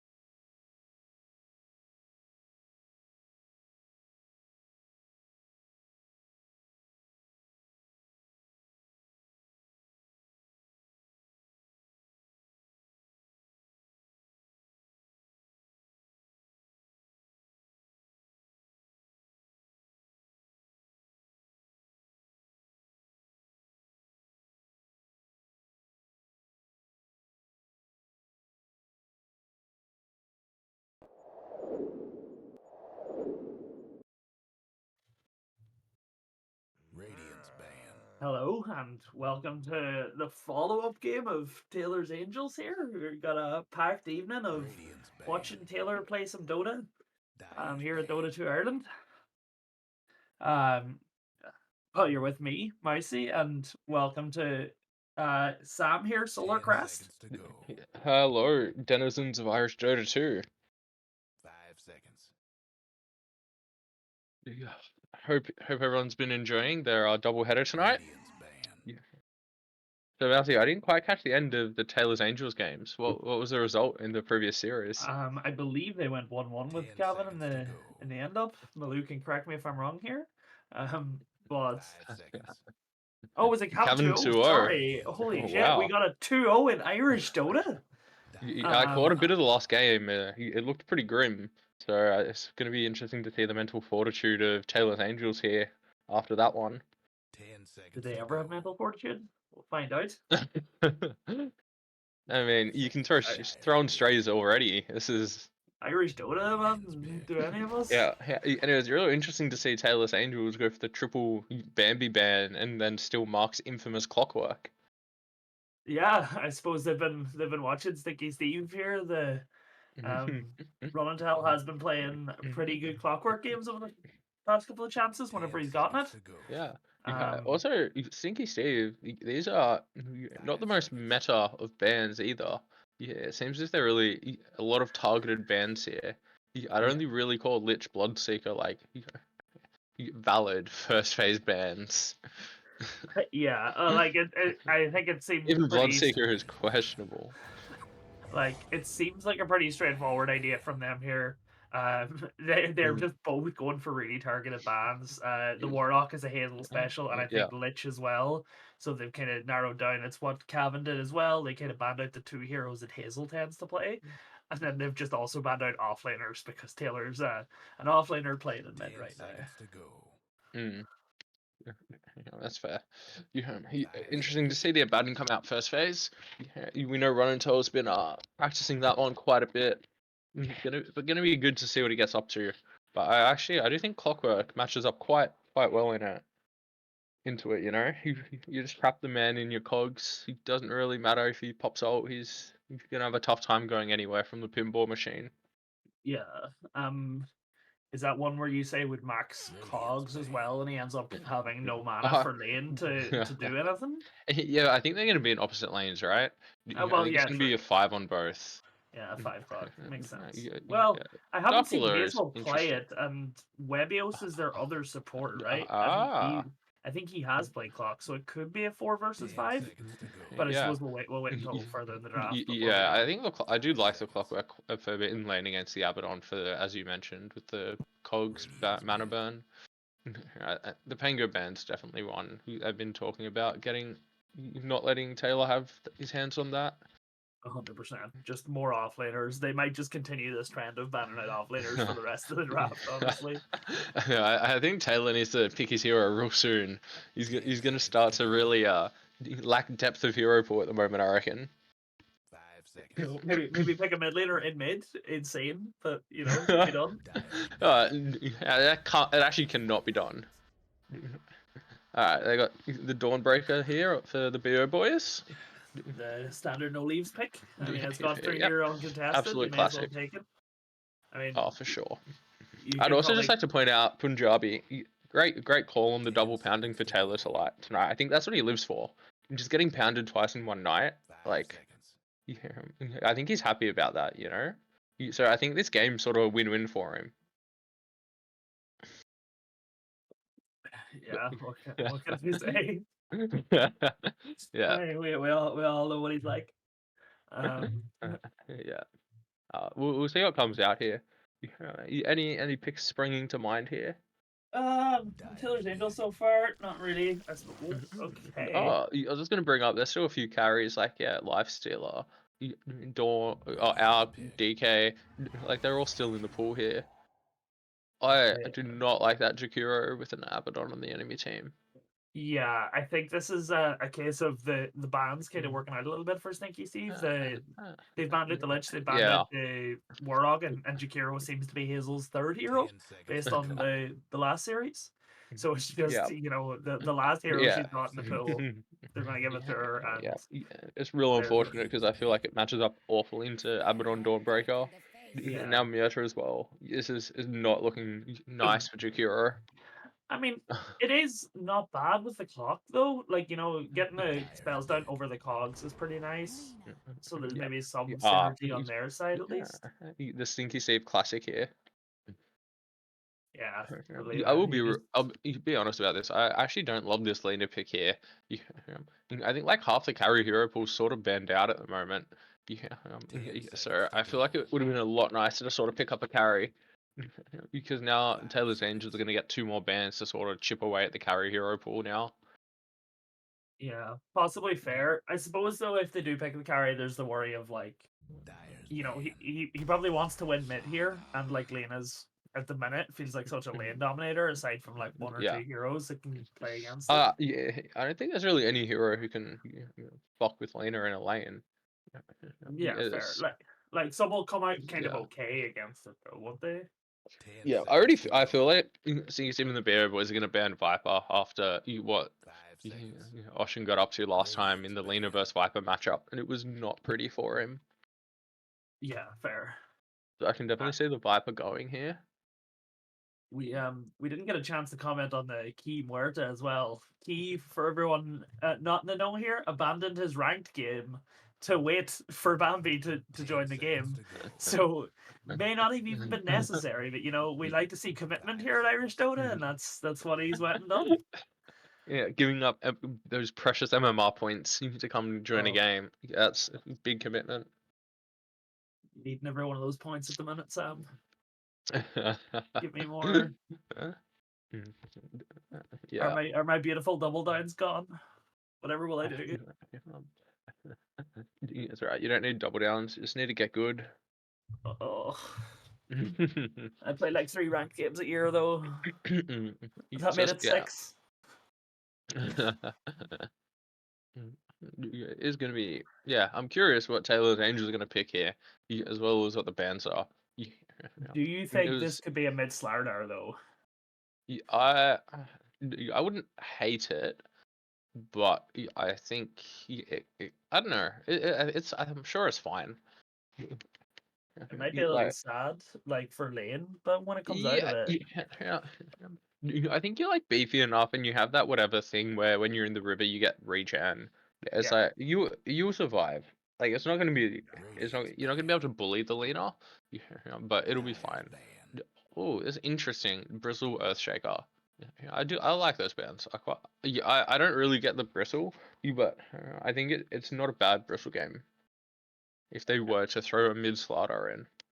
Yeah, it seems pretty reasonable. Same as the PA. I feel like the PA is very reasonable. I wouldn't hate to see them ban out like maybe a Razor or something here. Yeah, I honestly have no idea where it's at the minute. I also wouldn't hate a DK ban. I think DK looks really strong for the BO boys. Yeah, that's fair. Like high armor against the Slardar Lifestealer. Yeah, it's really nice. You get a ranged core, like during fights at least. Yeah, I think it's possibly well there you go, you've called it well. But I was gonna say it's possibly the only like meta carry left in the pool anyway. I'm not seeing what else is available for him right now. Especially with Bambi having a somewhat limited carry pool. I think you're right. So it is going to be a Slardar mid with a Vengeful Spirit offlane. It appears. Nice. I don't mind. I don't mind that at all. I think the Slardar will match up fine into the laner. Like you just max stun. You sort of do your best. The Vengeful Spirit lane though, that can really, I consider it a real, you sort of feast or famine type of lane. Either you're gonna have nothing and you can't farm, or you're gonna just absolutely crush your lane. So the BO boys really got to come up with a decent pick here, and I guess it's gonna be Avenged Clock lane, which can be a bit hard. Like, there's definitely a lot of potential in the lane. CK. Okay. Yeah, I mean, if it gets farm, it does alright this game. Yeah, I don't know about the lane. I think I honestly think the lane's probably just going to be fine. Oh, Taylor, vengeful mid. Wow. Okay. Okay. Alright, so I got that one wrong, I'm afraid. Yeah, I I really can't tell. Yeah. Maybe it was like an idea of like a flex pick, where they Yeah. had the option. But I I mean, I don't know how guess the Venge will do into the Lena is the one kind of uh, concern. I think he's really going to struggle with the harass. Yeah. But I think if he starts to get ahead on like the first 2-3 ways, he can definitely just out-CS Selena with his better animation and damage. Yeah, that's fair. Like you get some good There's reps definitely like room that. to sort of skill diff, but he's got to really manage his regen quite well. Yeah, I'd That's say it. like what happens in that first wave is going to be a big decider there. Like if you get like Yeah. the deny on the range creep as Lena, for example, Yeah, like alright, he's so going to be really sad. apparently everyone's predicting on the Stinky Steve team. Yeah, you know what? I got to throw a vote of confidence to someone else here. Yeah, I think Taylor's Angels might win. Might take this one. I'm really just not sold by the CK. I think Taylor might mid diff Oshin just a little bit with this Venge. Yeah, it's definitely a possibility. I like that Stinky Steve's stack seems to have a Mm, bit more um a bit more ease of execution, maybe, like, or at least for a lot of it. It's not as hard for them to just throw out some spells because like yeah.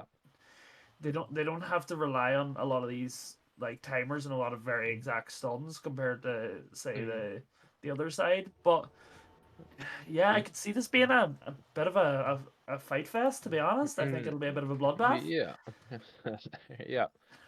I think this game really hinges on the Lena here. You to find the right kills at beginning of fights. I think if they're not finding these like instant kills with Lena or CK, it's going to be quite hard. Yeah, Because definitely. I think they can definitely run out of damage really quickly with their lineup. As like, if that initial burst doesn't get anything. 30 seconds to go. Thanks, Maluk. Mm. Didn't say that, but you know what? Fuck you, Steve.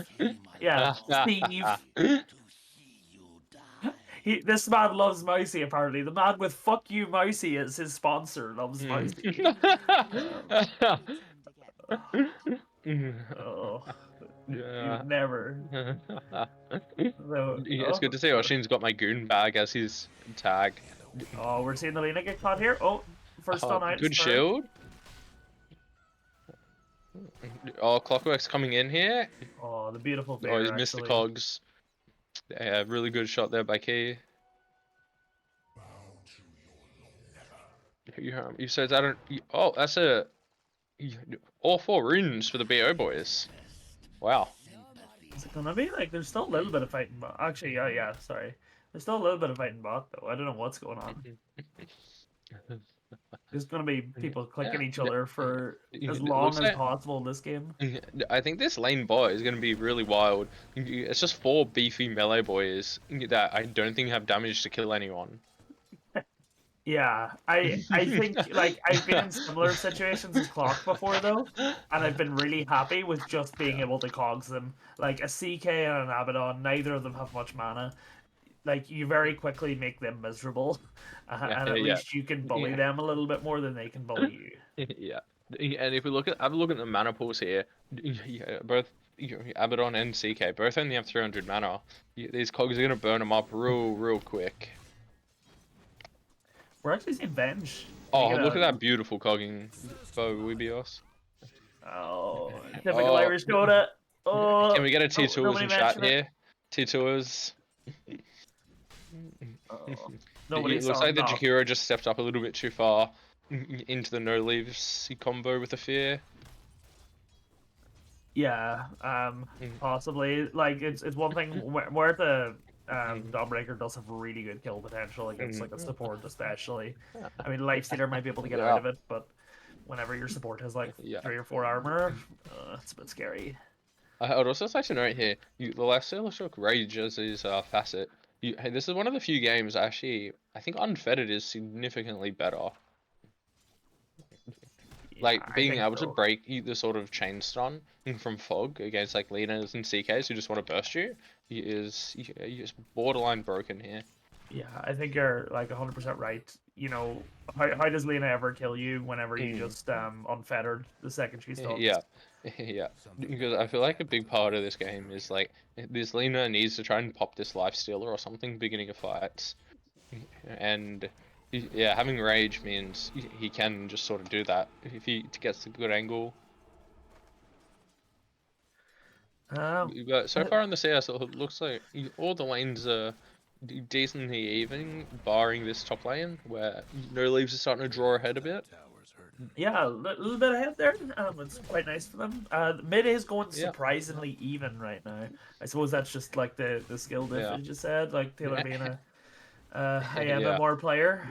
Yeah, I'm watching it a bit now, Oh, the and miss yeah, on the range creep. Oh. yeah, you definitely just see that slightly better animation. He's putting it to good use,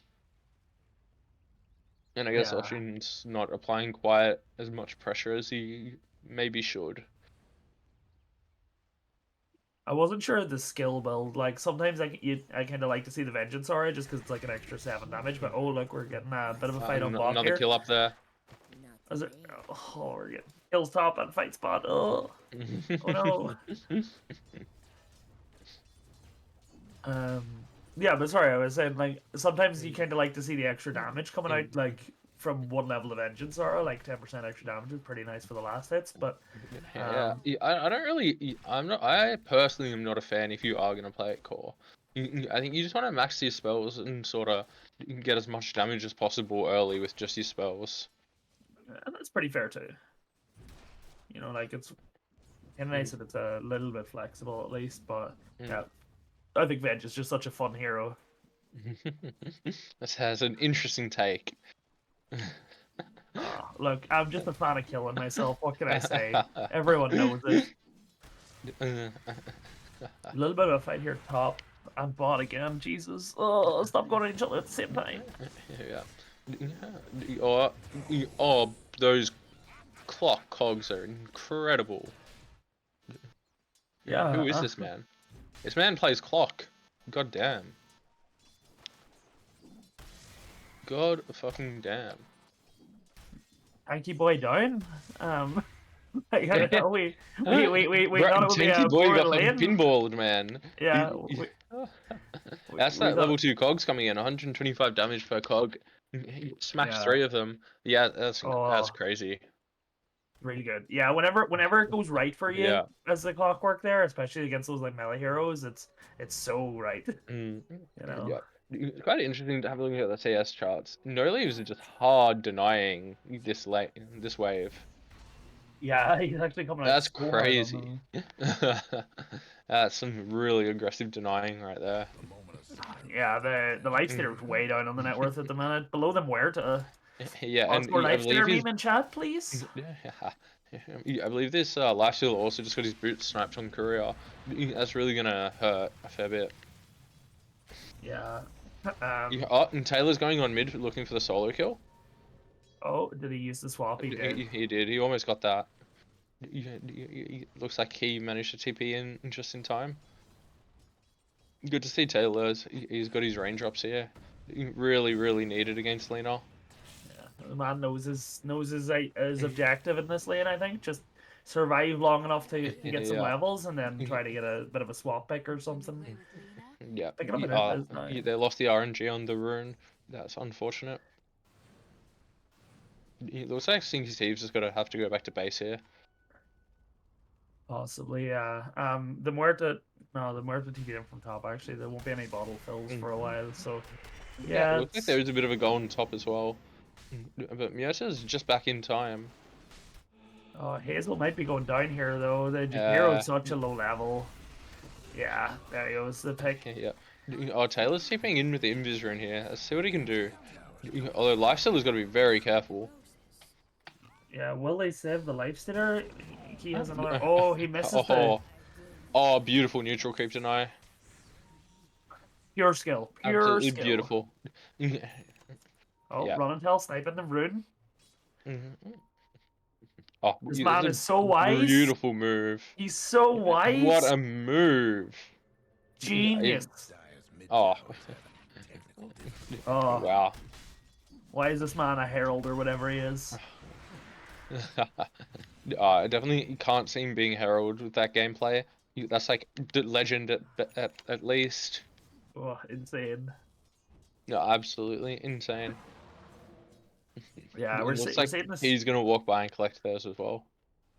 We're seeing the CK like pretty comfy at the top of the leaderboard at the minute, net worth wise. Like the Yeah. lifesteal are still down low.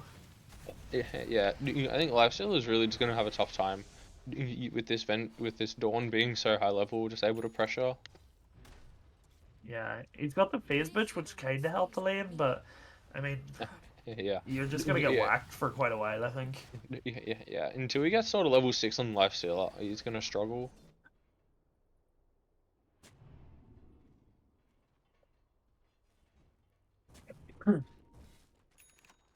You know, for a lane, for a game with so many fights, there's been very few kills.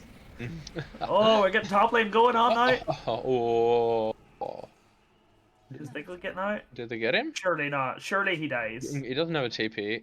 Yeah, there we go. There's the hits. There we go. The pause for lifestealer. Alright, looks like Taylor's TP'd him with a haster in here, bot. He has the swap. Oh. Yeah, that's a beautifully timed shield.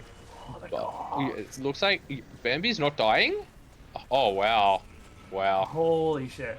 That's an absolute disaster. And a pause. Oh, Bambi will regret that pause later. Oh, have you read his abilities though? Oh no.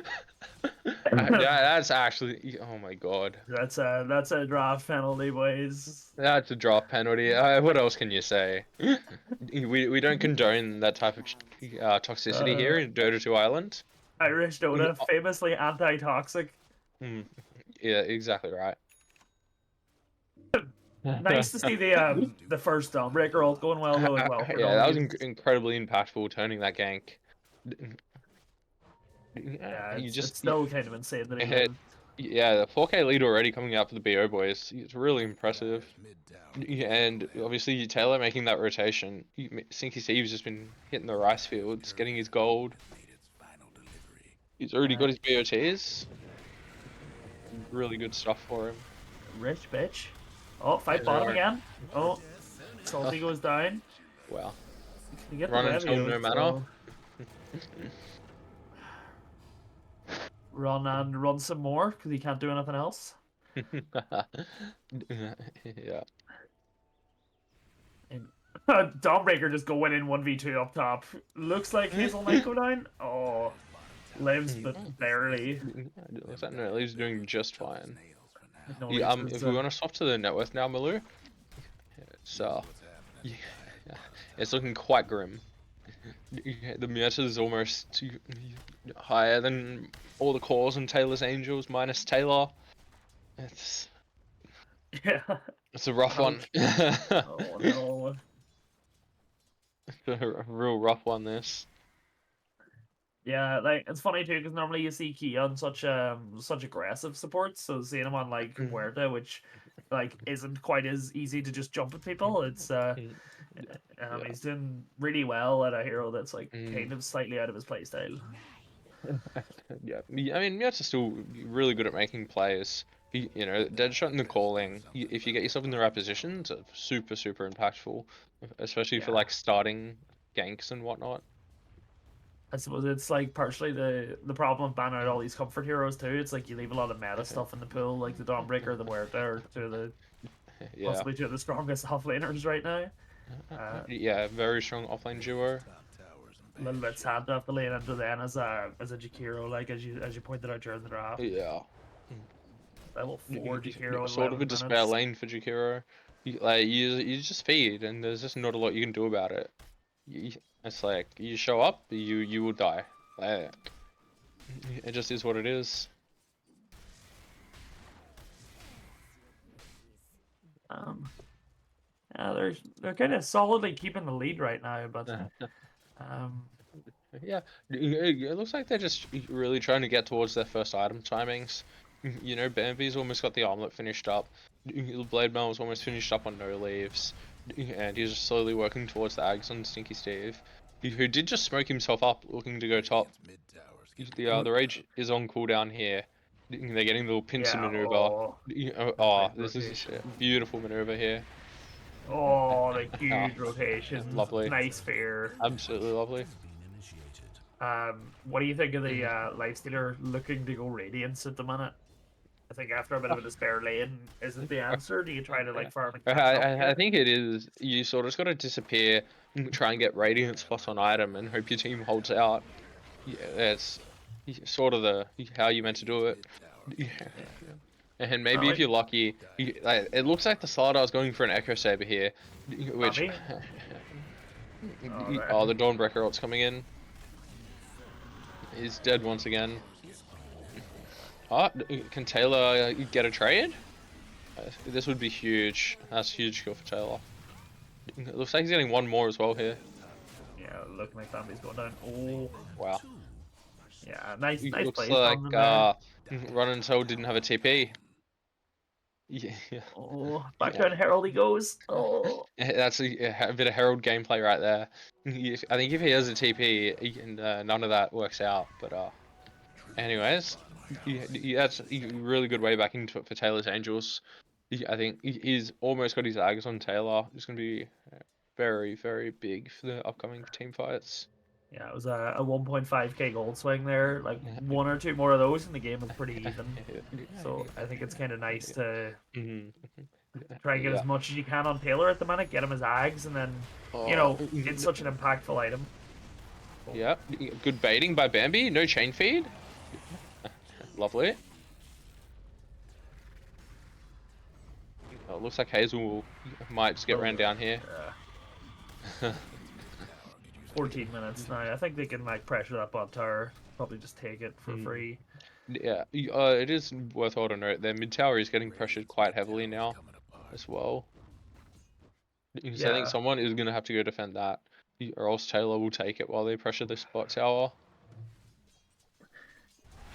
You know, despite the like net worth lead at the minute, which is like quite big, 6k.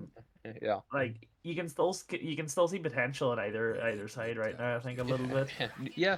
I think I'd see a lot more potential if the Slardar had a blink queued up instead of an Echo Saber. Yeah. Oh no. I think at this rate, his blink's not going to come out until 30 minutes.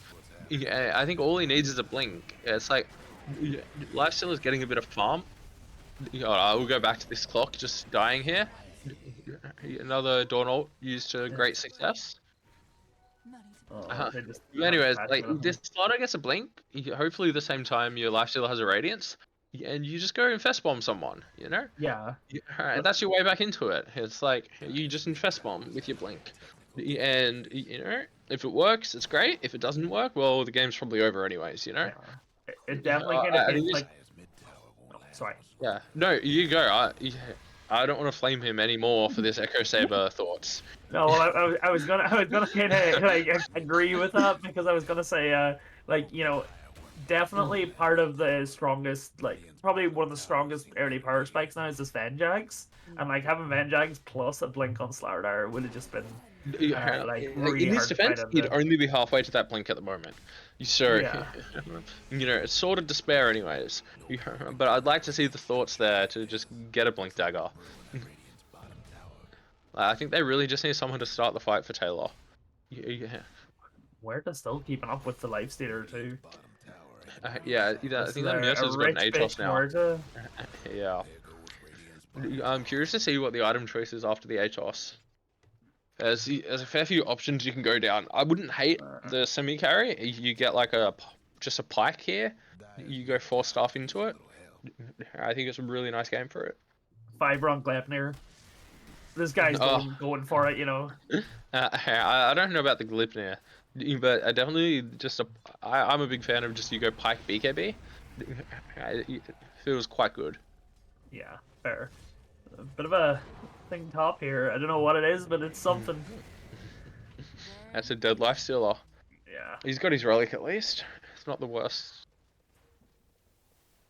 I think he's just struggling to get into the game a little bit at the minute. For sure. Yeah, a lot of their vision's been used bot, where they just, they don't not much safety for him right now, towards top side, but Yeah. maybe with a little bit more space now from the team. Yeah, it's I would like start his catching up. team to try and make a move with this Ags on Taylor. Yeah, I'd definitely like to see them get a smoke, like find a Lena, just swap Lena into the cogs, and just maul her, you know? you can just She say it. You can just say that you want Taylor to kill himself. Like To be fair, I we're don't all even think fine he with needs to kill that. himself.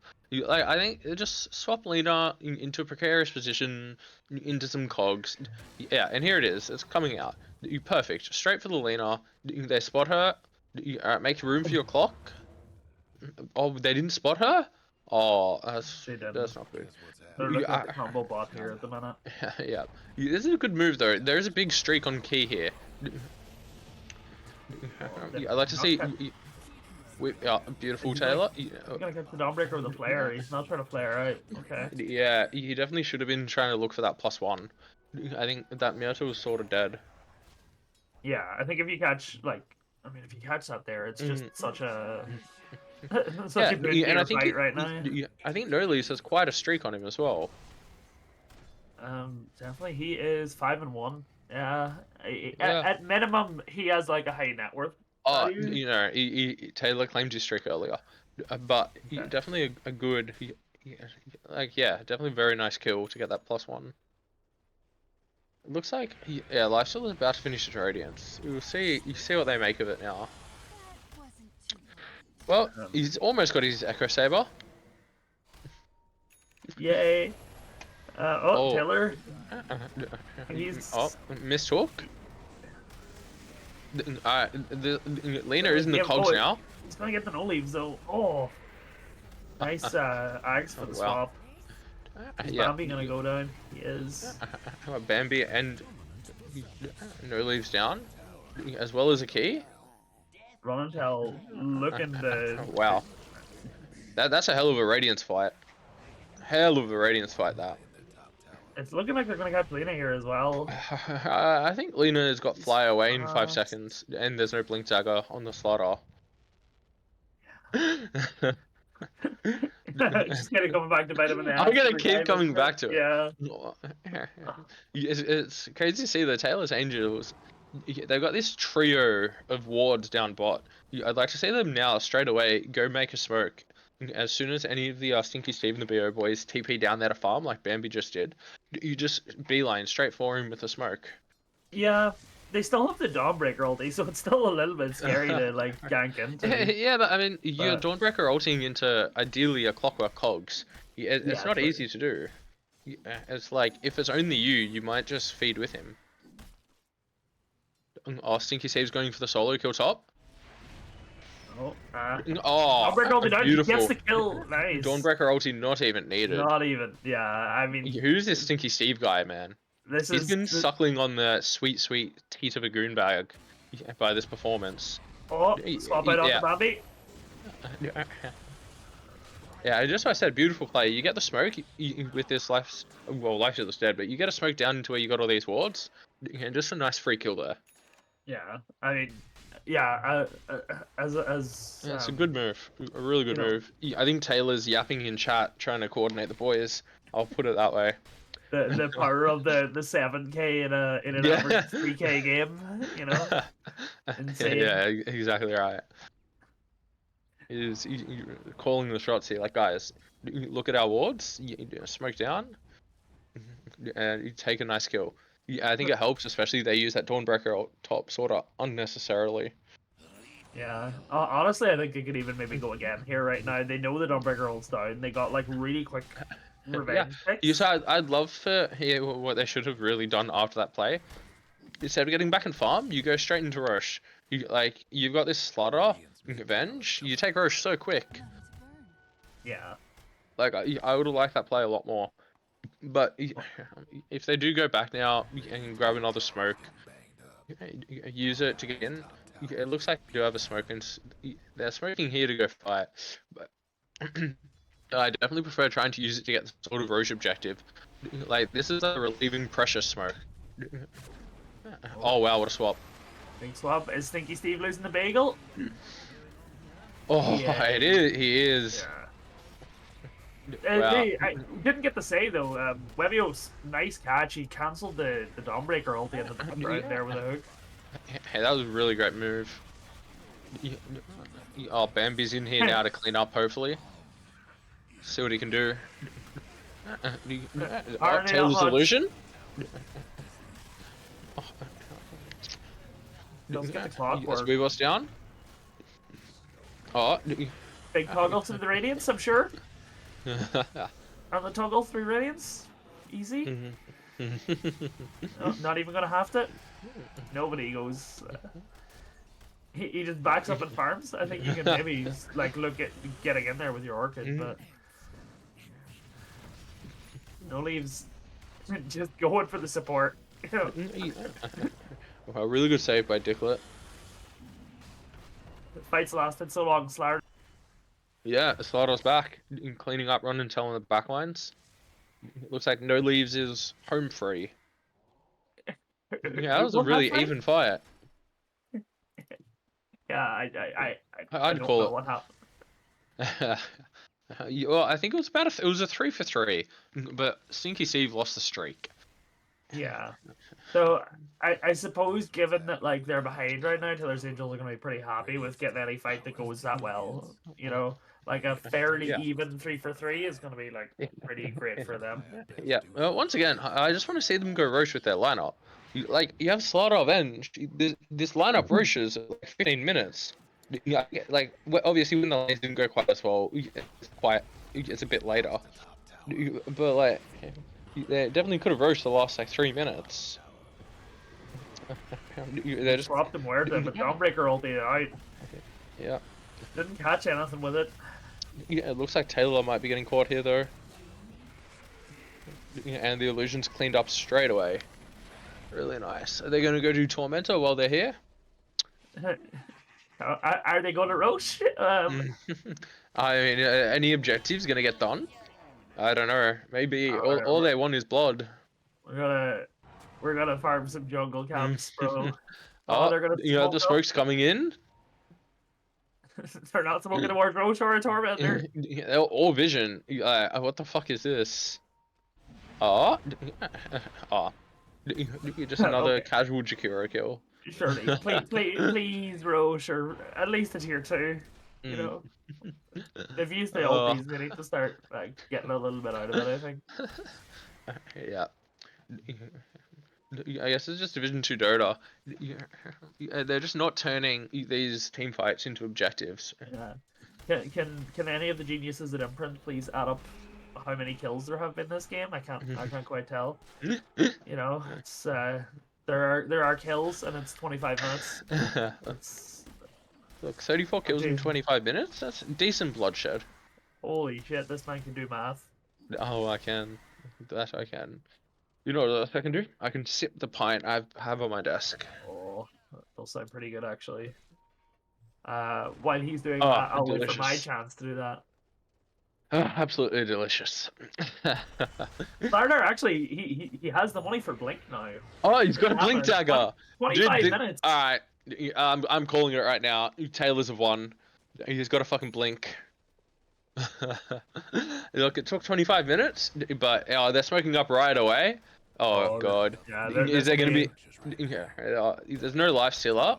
I definitely want to see him TP in and just infest up. Come on, Taylor, call your life stealer. Dicklet. Oh, Taylor's just broke under a ward. This could be really interesting. Okay. As Webio's down. Yeah. It looks like Key's going down as well. He's just healing like wow, he's just going. Heals. Yeah. Oh, Bambi's down. Wow. Doesn't have the heals left for Bambi though. That's like the one negative of it. But damn, I mean. Yeah, and the Slaughter and Lifesteal are on Stinky Steve in the back line. Yeah. Let's see, what can Run Until do? Holy sh... He's not struggling in the slightest. He's just fucking killing people. Oh. That light strike just did 1,000 freaking damage. Holy fuck, the perfectly timed stun. It was Oh. definitely perfectly timed and intentional. Wow, no leaves cleaned up Amazing. Hazel in the back as well. Taylor's still looking I little bit think dangerous Taylor might here. just be down. Wow, Oh. Sinky Steve. Webby Who, was supposed to- who is this Sinky Steve guy, man? I don't know. Do you know him from anywhere? Was he ever on a team with you? Or? Nah, you wouldn't be on a team with me. Too low MMR. Yeah, fair. He's running away with it here with 16k net worth, so Yeah, he's having an absolute belter of a game. You know, couldn't keep up the bagel, but you know, we like breadsticks here.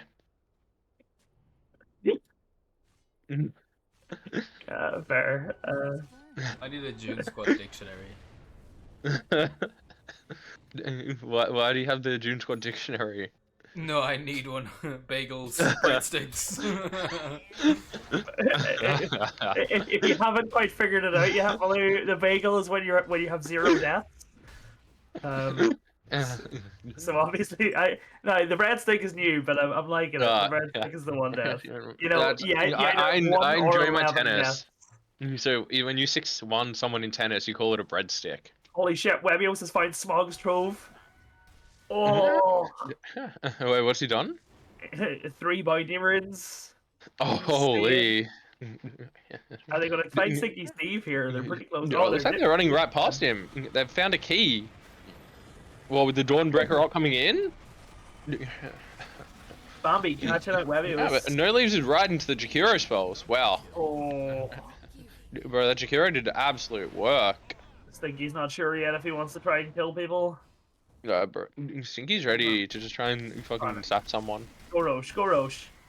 Come on, guys. Oh, Taylor? Oh, Taylor's made the call. insane. Oh, boys, it's happening. Insane? It's like 10 minutes late, but it's happening. Yeah, nice. Taylor, you popped it for your slider as well. Absolutely gorgeous. While we're Roshan, Malou is deleting the schizos.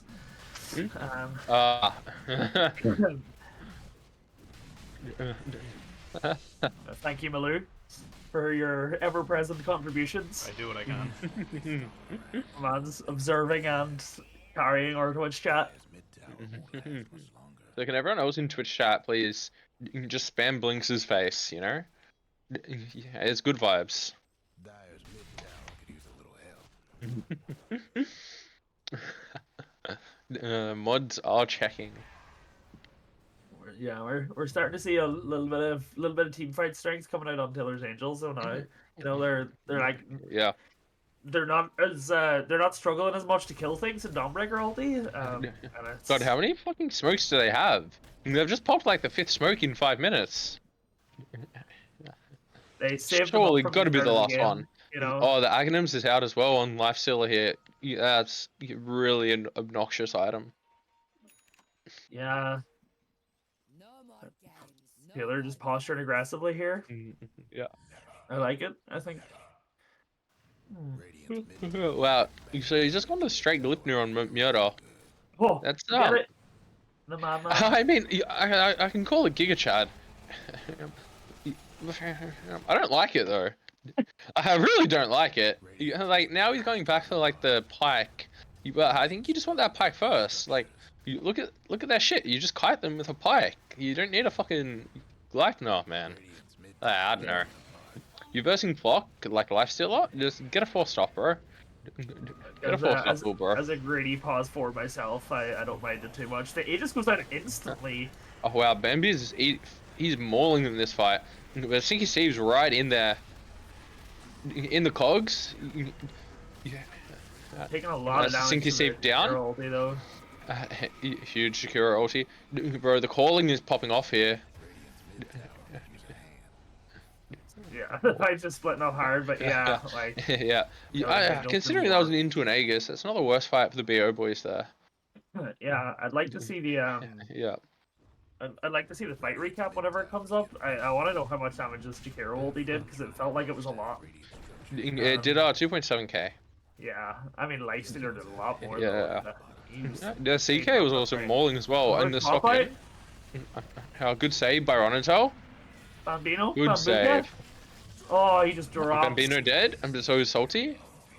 This might be a GG here. Yeah, Dicklet's he's just a bit too strong. Yeah, it's really hard to fight into a lifesteal of this game. Yeah, I think they definitely need the Bloodthorn on CK to get through the lifestealers like Radiance Evasion. yeah, I think the blink might have been a little bit too much money that wasn't like going directly towards killing things. I think they might have had enough without Yeah, him having to blink in on things. yeah. You know, Slardar needed to blink earlier. CK needed not to blink. Oh, I still nobody don't listen hate to our it. advice ever. We're terrible. Yeah, but I think the biggest issue with that fight was somehow he might have just been swapped, but I think Stinky Steve just being in the cogs, he's too close. He needs to play the edge of fights more. So this is why I'd really sort of like to see him just get a Lincoln's or something. Like Yeah. you just need to not get swapped in, because you know Taylor's going to be looking for it, and as long as you can stay on the outskirts of the fight, you can it's super free for you. Yeah. Would you think even like would a VKB maybe just being off either? Like I don't think a BKB matters. I don't think he needs one this game, right? Because if you're getting swapped, you're screwed, and then you're gonna have a Slardar or Lifestealer on top of you. BKB doesn't do an awful lot. I'd say the Lincolns and just not get swapped in on the first place is probably your best shout. My hero Clockwork. I love this item. He has went Orchid on clock. Such a Chad build. Yeah, and I hate to say it, but Key with his greedy item builds will just die to it. Yeah. It's quite annoying. It's just such a good like delete hero item, or like really annoy the utility heroes in this. Yeah. Where and Run and Tell's the only sort of defense to it. There's no defensive items out on any of the other heroes. There is 2 SNYs, which is quite nice, but it still doesn't get you out of the silence.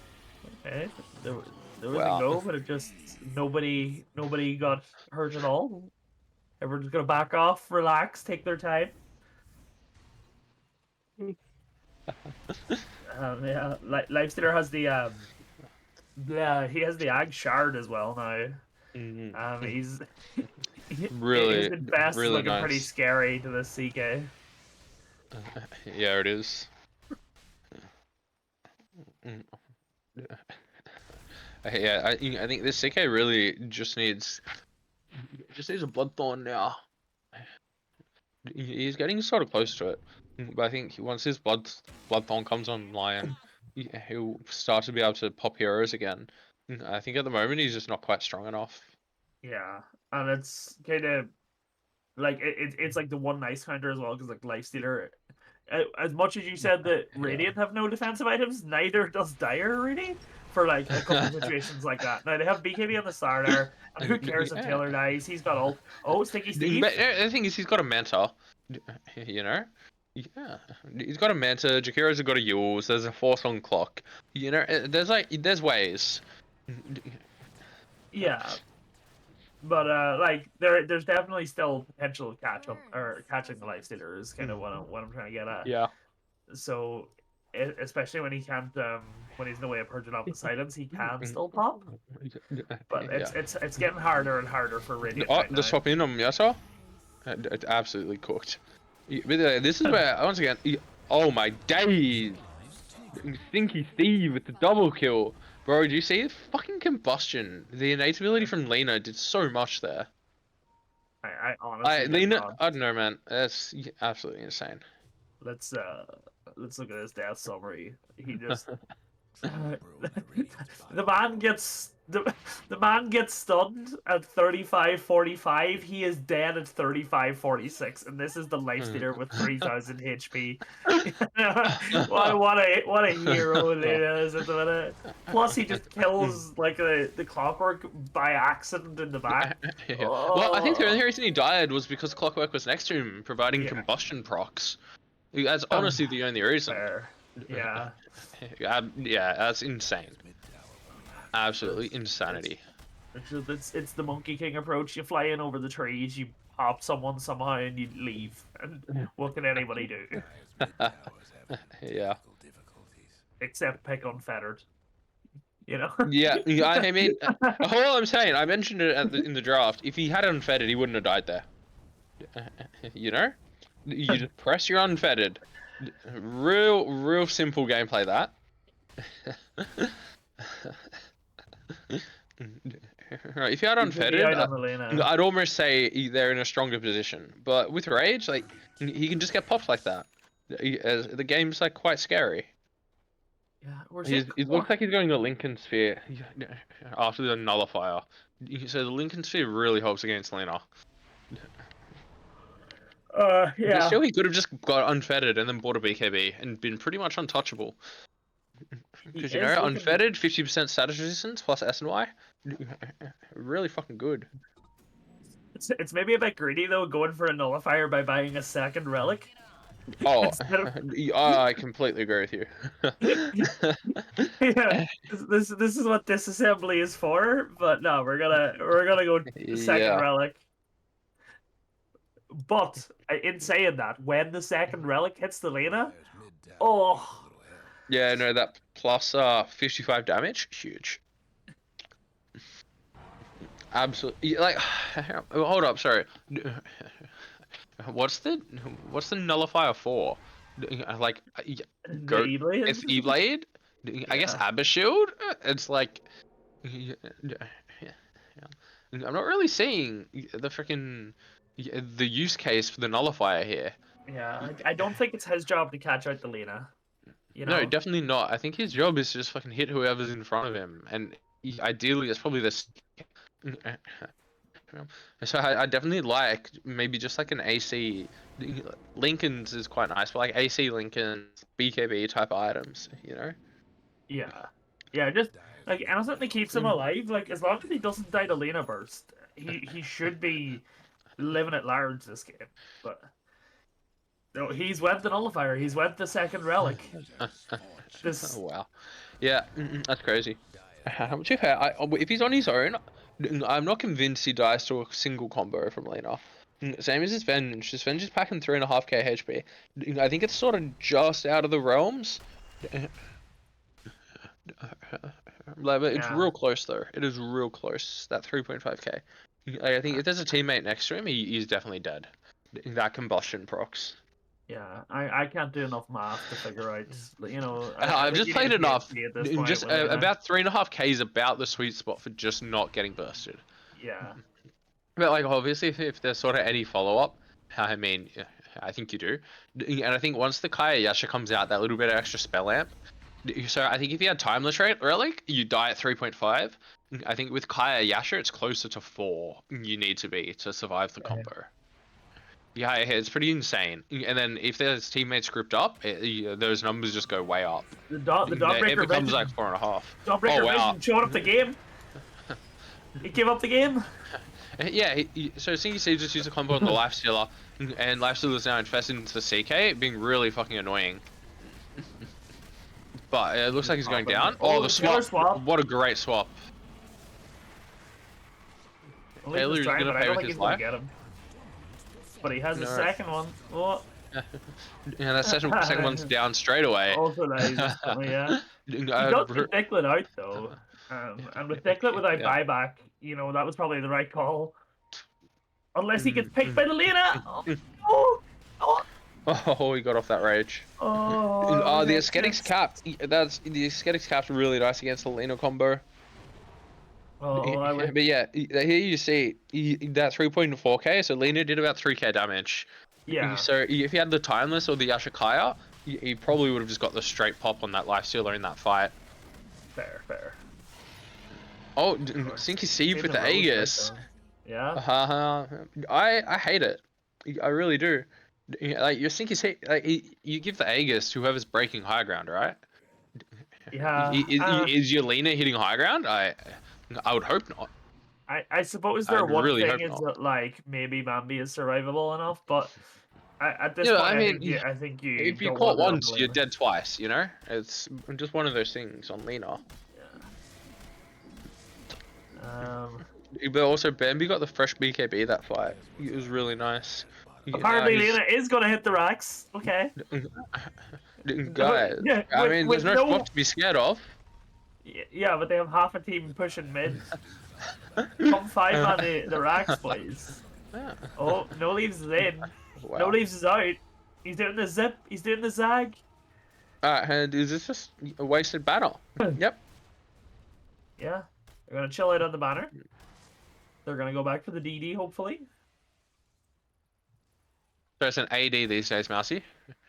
Alright, Stinky Steve doesn't have his glasses on. Oh, you just found him and put him on. It's DD, it's Windrunner, it's Necrolite. I don't care. I'm a Dota boomer. You know? God, say you're I 30 can't without learn saying this you're 30. shit. Ouch, ouch. Oh no. My eyesight is going and my back is sore. Oh, this is the cheeky Steve coming out here in the DD shadow walking. See what he can find. Well, let's hope. Right. What's he gonna find? What's he gonna find with 5 people in base right now? He's finding some neutral creeps in the mighty mines. It's a cheeky one, definitely. Taylor though looking for the cheekier play. He's catching B. Instant Dawnbreaker ult. Alright, disengage and chill on Dyer. He's thinking he's gonna get in time. Yeah. No, he's not. The Lena is very far ahead in the net worth though. I hadn't really looked at that in a while. Lena is really cooking up. We're busy looking at buyback statuses, I'm sure. Yeah, just for fun. That one for the schizos in chat. The buyback status is everyone but Shakira has it on the Dyer. Oh, smoke out from Dyer here. They're looking. Are they going to catch Stinky without the ult? If they catch Stinky without the...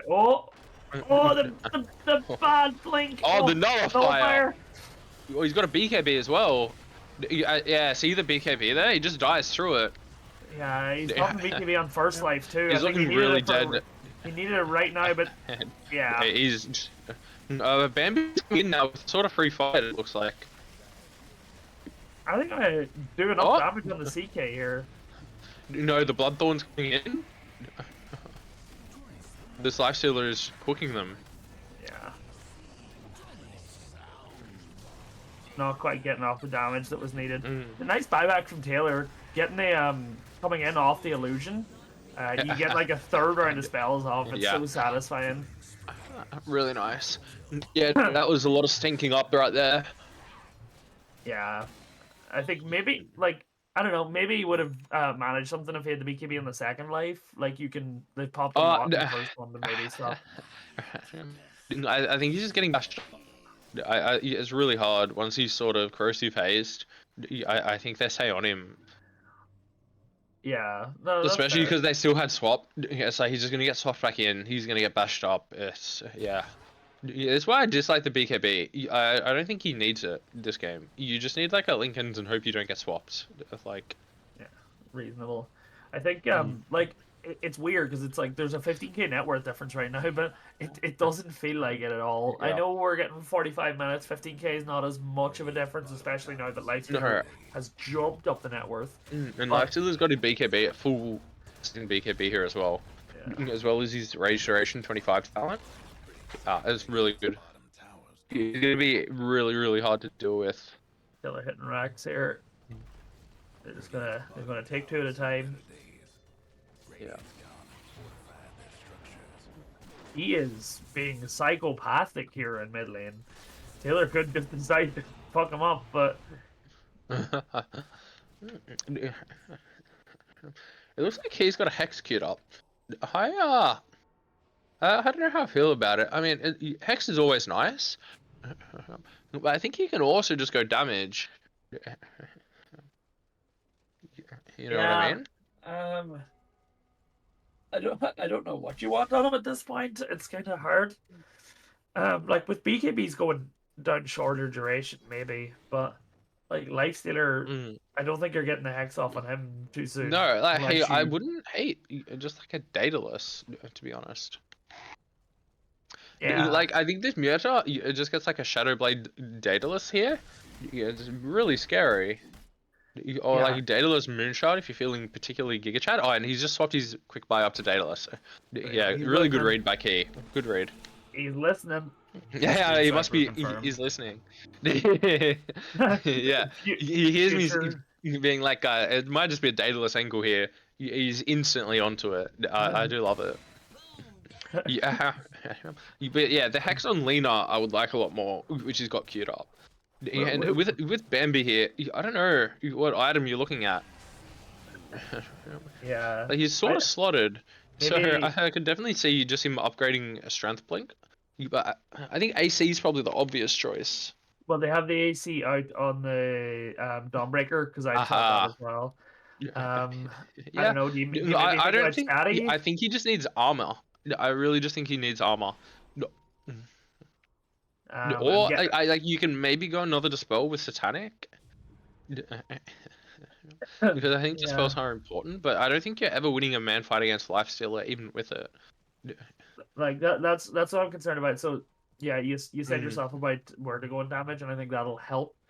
Like, how do you kill the Lifestealer right now is the big question for Radiant, because I think that's what's going to Well, happen. I think if as soon as they catch him in a chain stun, they definitely have the damage. But they've just got to get the chain stun off. Which once again, because he doesn't have unfettered, not the hardest thing in the world. So they can definitely find it. But none of their stuns are instant is the issue. Yeah, and They're it's all also, reactable unless it's coming from fog. and they kind of have to catch him alone, or at least in a place where Taylor Yeah. can't just swap him out. You know. Yeah, Um, exactly. Or like the clock can't come and just counter.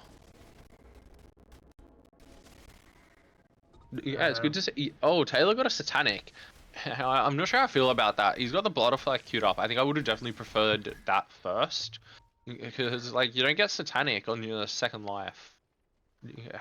You know, like, active items sort of feel a bit meh on Venge. Yeah, I kind of agree with you on that one. I prefer. Oh, they go on Key? But Key's got his shit out. Nicholas is going down. Oh, Lifestealer, he gets the axe off. Damn. I was thinking Save's kiting up on the hill though. Oh, he got Really stuck good on the positioning. hill. It ran out at just the wrong time and he got stuck. And Key's back, but brought back into it. The Jakiro and Clockwork are down. Now they're ganging up on the slider. Really good play. Good These fights are execution. So hectic. Yeah. They're like going off on 3 fronts. It's really hard. Massive chance for Radiant here, though. I think this has to be the point where they try to end the game. Otherwise it's a bit hard. Like if they were willing to risk it and they had very exact timers, they could be aware that Roche is about to spawn. But Almost it's got kind it. of hard. Yeah, they again like there's a lot of damage going out on that Lifestealer there.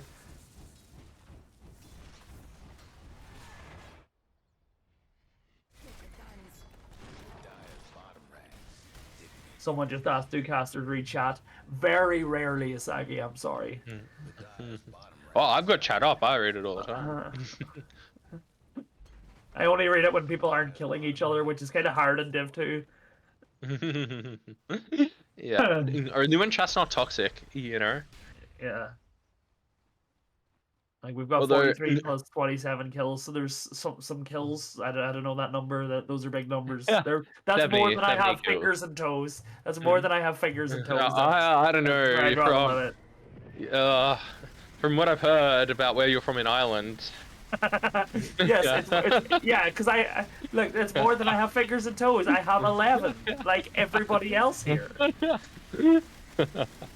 Yeah. Look, Alright, can I put the Aegis on the right person this time, please? Oh my god. clearly the right Stinky choice. Steve, what fucking calls are you making?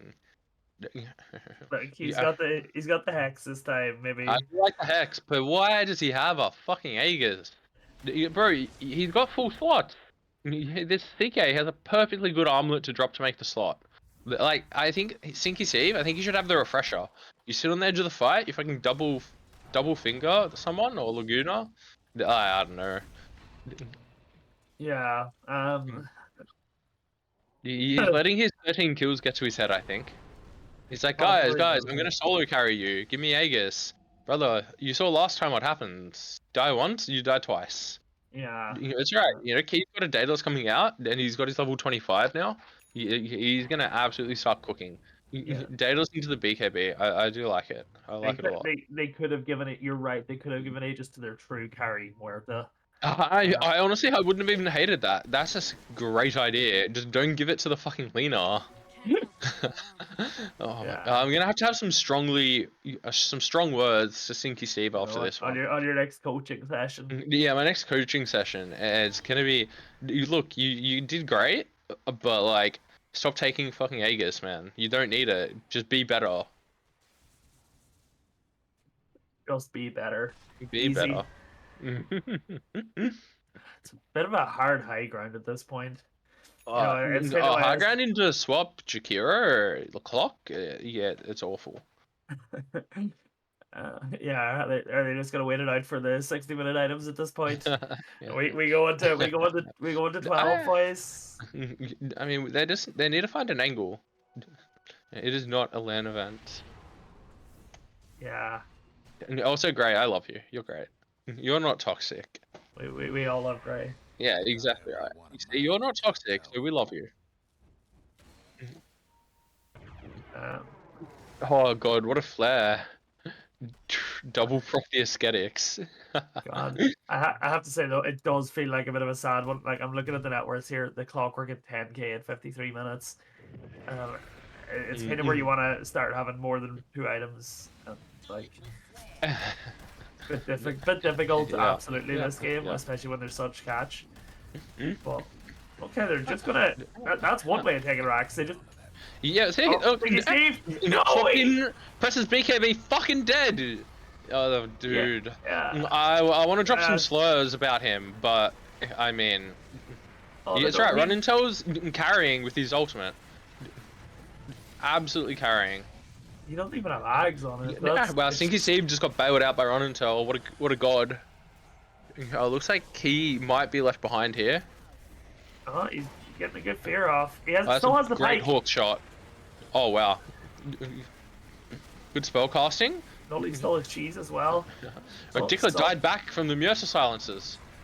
Holy shit. Oh, wow, Bambi's absolutely cooking here. Taylor still has second life.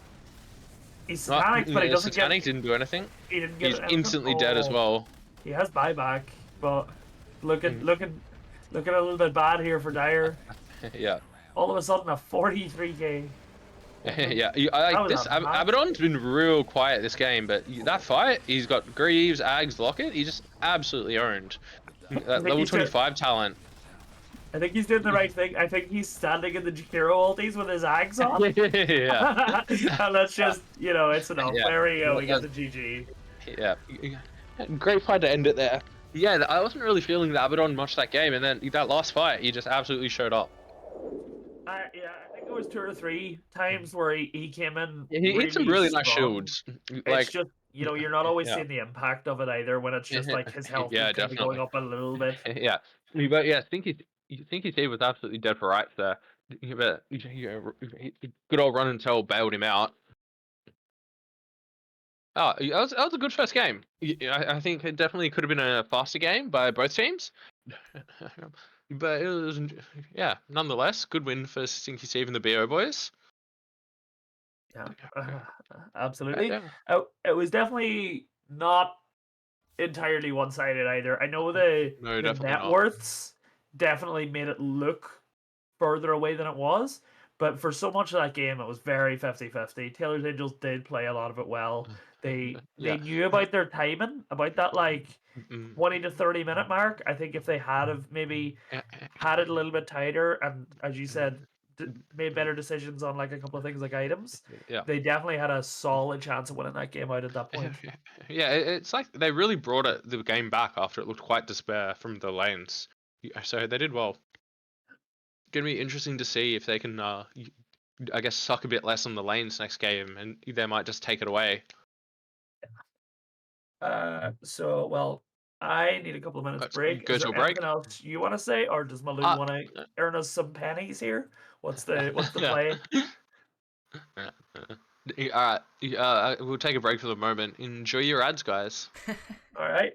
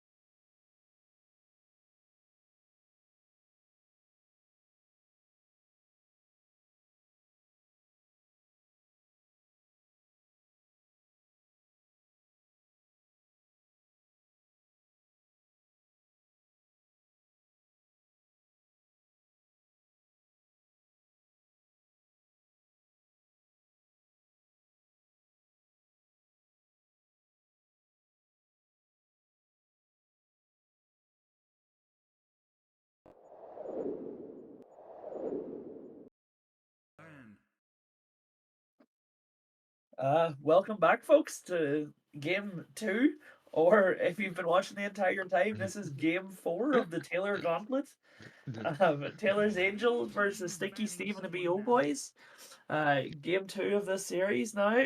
1-0 down to Stinky Steve and the BO Boys after a hard fought 56-57 minute win.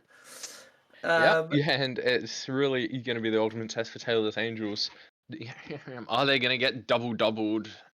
Take that double trip to Pound Town, or are they actually going to be able to bring it back and get a draw here in this series? Either way, it's a win-win for Taylor. It is. We love our doubles here, don't we? The double fucking pounding. And I'm sure Stinky Steve will be talking to the boys, being like, hey, we're going to take this Taylor guy to Pound Town, and it's going to be an easy one. It's interesting to see the change up of bands. Taylor's Angels are banned Lich this time around. So what are the BO boys going to replace that band with? Yeah, is there anything you think that they need to really shift around from last time? I think they might take the clock out here because it's been freed up for the ban. Yeah, surprised me at all. Yeah, we actually had a really nice clock. I was really impressed. I just don't like anymore.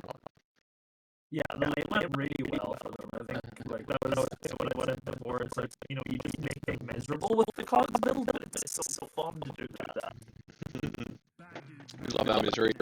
Anger. Interesting.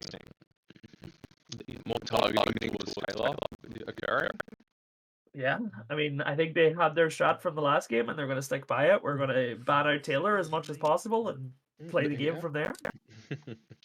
It's not a horrible strat for a team like them. Oh, they mix it up. They steal away the Dawn. I like this adjustment by Taylor's Angels. I think they can definitely run the Dawn mid if Taylor so desires. And yeah, it's just quite good. Yeah, it's also just such a nice one because it's like the Dawn was what saved a lot of the team fight on the side of Stinky Steve, and if they can, really did. Yeah, if they can stop that by just taking the pick, then yeah, they're going to be pretty happy with that. Yeah, I think No Leaves also struggles with connecting to the fights properly, and I think Dawn just really simplifies it for him. Yeah. So it's going to be interesting to see what they put him on instead. The immediate Nyx pickup, though, I do like that as like a it's a great matchup. Not only as a meta pick, but such a good matchup, and that you just cancel his ult for the first 20 minutes or so. Definitely. It's interesting. Nyx just completely ignored that last series, wasn't it? Yeah, I do think it was uncontested. Yeah. Taylor, they're showing respect on fucking Stinky Steve's name with the Lena ban. Yeah. They saw what he can do, the power of this madman on a fiery lady. The power of this guy with an Aegis. Insane. That was not the powerful part, I'll tell you that. No disrespect on him, of course. From what I heard, it was a team decision to give him the Aegis, so I'll put disrespect on the whole team. Yeah. That's better. I don't know. Mostly, it's going similar enough to last time. I think both teams had like a bit of a fleshed out plan here. Taylor's Angels did the same thing. They're just banning out Bambi. And Stinky Steve and the People Boys are banning out Taylor. They know what they want to ban, and they're going with it. They're not changing it up. The thing is, I feel like Bambi's definitely got a more limited hero pool than Taylor. Yeah. But to be fair, Taylor's Angels side, Hazel also has a very limited pool on the support side. And with Lich being banned out, Warlock being banned out, is it just going to be another Jakiro pickup on that side? Yeah, it might be. I think it's a lot nicer against the Nyx Assassin 4 than a Myrta. Because I think Myrta just really enables kills on the Jakiro, while a Nyx not so much. Yeah, reasonable. But obviously, I guess Jakiro can definitely become food for Nyx once he gets his Dagon online. Yeah. And even without, it'd be interesting to see if the BO boys, maybe not here, but on their next 2 picks, they just whip out an Invoker. It'd be really cool to see. Oh. But like here specifically, I'd probably like to see. I'd love a Zeus. To be fair, I think Zeus Nyx is a really cool combo.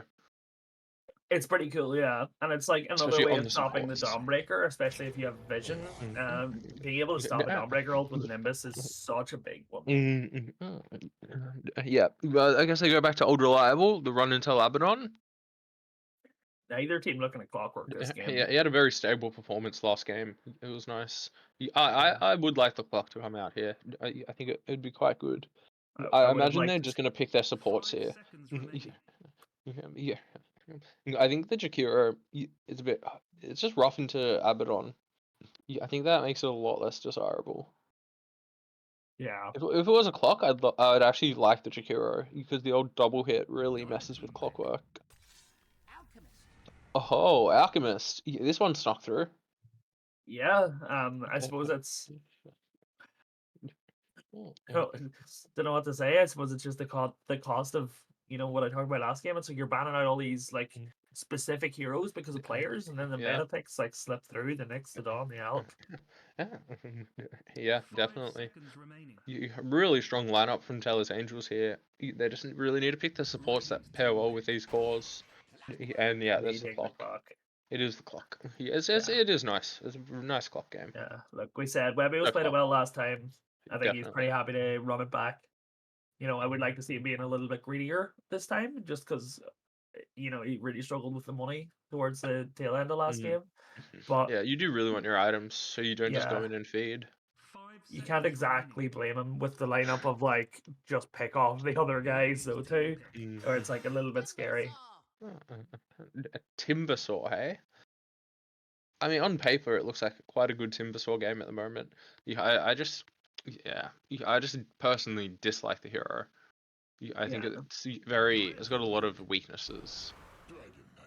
Well, and the DK, the meta carry is coming in. Yeah, I suppose the question now is this going to be a Timbersaw mid or a Timbersaw off lane? We have seen Stinky play it before. Yeah, nice flex. Very nice flex. That's what they're probably deciding on based on these two picks now. Yeah. Yeah, it is. However, I guess it's for melee, even though DK does go ranged. It's like easily kiteable heroes if you get the right sort of AoE type of stuff here. So I think Dawnbreaker. I want to say Dawnbreaker's gonna have a free one, except the Nyx just makes it really hard for him to enter fights. Yeah. I suppose outside of the Nyx right now, they have very bad catch. Yeah. In terms I of also think they sort of. Oh, sorry. On the Taylor's Angel side, I think they sort of lack damage here. I want to see them get some explosive damage, especially like magical, to try and cut through these timbers and DKs. Witch Doctor's really good at that, actually. That's a nice Witch Doctor pick. As out of meta as the hero is, I can definitely do absolute work this game. Yeah, I think you're never like too sad to see a Witch Doctor as an option for your 5 either. It tends to lead to some bullshit. You get a Maledict off and somehow a person loses 60% of their health to it. Yeah. And the Witch Doctor Alchemist lane, that's gonna be absolutely nasty if they get cooking on it. Yeah, definitely. Yeah. Pretty solid combo. Especially into like a Nyx, like a notoriously kind of per laner. Where it's like a Nyx Timber, very punishable. You might have to do some wacky shit with the wave shenanigans will have to ensue to make the Timber have a bit of a good game here. Yeah, I don't mind the Viper ban here.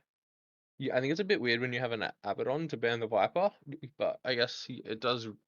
The DK does not like Viper. I think Timber's also very punishable by it. Yeah. 5 seconds remaining.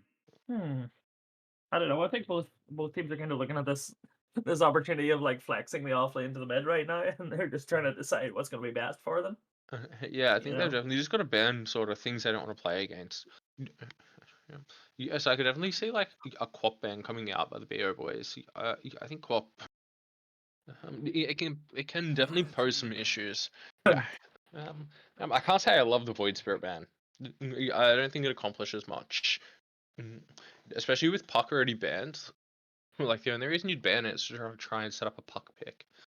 In my eyes, I think that's the only time the hero ever gets picked, and I think it's the only time you ever can pick that hero. Is he maybe scared of it if he's planning the Invoker, as you said earlier? Like, But I think Invoker matches up quite well into Void Spirit. yeah, I don't think there's. I'm Yeah. trying to think of like other things that that Void Spirit makes miserable, and there's not that much in the pool. Yeah. Oh, they ban the Quap on Taylor's Angels, hey. Yeah, probably quite a nice ban, as you'd said. It was like a good option for them. I was liking it for Taylor's personally. Oh, sorry. But I guess Taylor doesn't play it. You see, but the hero's quite easy.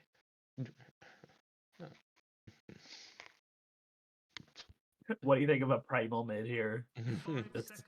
Right, for Taylor's Angels. Yeah, completely throw it out. You get the Ags, you get the bait. I think it can be quite good. Well, I think obviously it's a bit like Timbersaw can sort of cut you down to size a bit. But other than that, I'm just seeing quite good matchups, especially once you get the BKB. Oh. So it's the dump. Alchmid? Alchmid? The Yeah. fuck? Nice. I Okay. mean, I don't love it. I really I think Juggernaut's an awful matchup into DK as well as Abaddon. Yeah. It's a pretty sad joke. I'm god awful. It could be a magic damage Juggernaut mid. Hear me out. We told you I already. don't think that works anymore with the Q being like. Alright, sorry. I gotta predict. I'm putting all of my all my tokens on the BO boys. If they lose, you're like. I'm actually putting all my tokens on the BO boys here. It's yeah. What the fuck is this jug pick? Yeah, let's. I'll double down on this. I will also risk all my tokens for the chance of getting like a paltry sum of like 1,000 or something. You know. Yeah, exactly right. It's about sending a message. Like, what the fuck is this jug pick? There we go. We're casual 55,000. Let's go. You made my paltry 3,000. Oh, the axe has come out. All your points. Oh, I only had 3,000 points, bro. Oh my god, I've been scammed. No, I don't have that. Oh, and they're just like axed and counterfix the jug. Yeah, you know, it's the power of that flex, as we said. I do really prefer the Sneaky Stream craft here, but you know, maybe Taylor's Angels, they have the opportunity of Taylor just getting rich as fuck and not caring. Yeah, I mean, they definitely do, and I think Alex is strong enough here at the moment. He can sort of take over and 1v9 this game. Yeah, this is what's going to be required. This is a Ken Taylor 1v9 moment. Yeah, and given my 55,000 points, I sincerely hope not. You put it all on the line. I want to if I win, let me bet on Taylor's. I want to take your point. Let me take your points on the off chance they win. I think it's like a 90-10 game, but like on that 10%, give it to you. I stand to win about 1,000 points, so you know if I win. 99% of gamblers quit just before they win big. Yeah, exactly right. And this is small Paddy wins. Power, sponsor us, please. God, actually, I've played in leagues with gambling sponsors. It's quite interesting.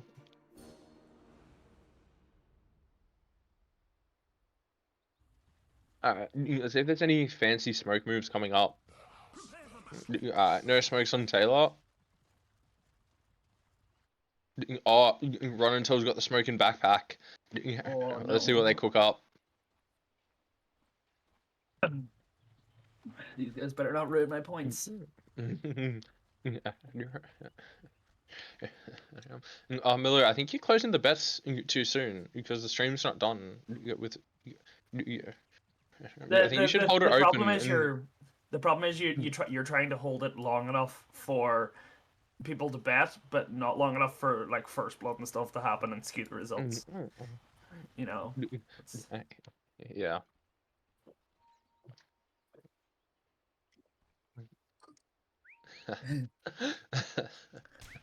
Just believe in yourself, Malou. No, nobody else. I like this. The early anti-alk word. It's Oh, a smart little play. yeah, Malou, up and to the Filthy. left, the camp closest to the dire tier 1 mid.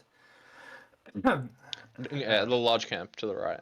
Yeah. Here. Can you see? You can't see that ping. You can see the drawing there. That word. This word is nice. It's a smart little anti-alc play. Yeah. Sorry. I'm trying to Yeah.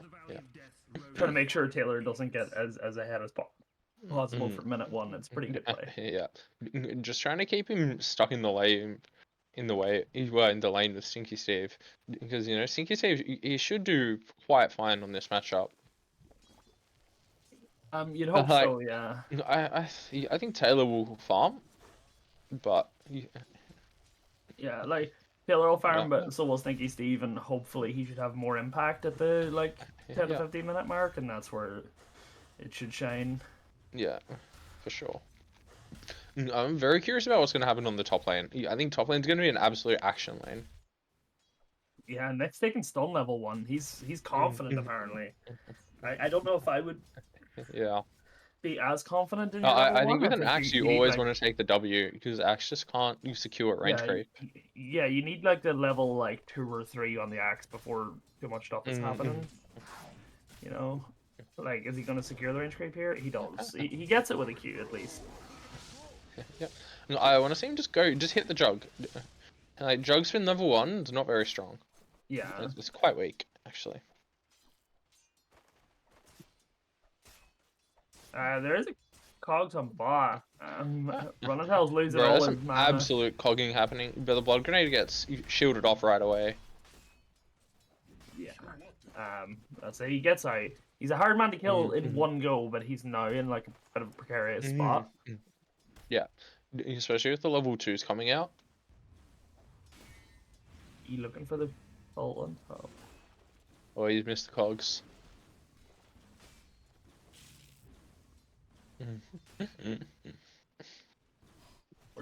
We're at the opposite of last game now. Nobody's able to kill anyone right now. I think we gotta wait another 2 minutes before stuff's happening.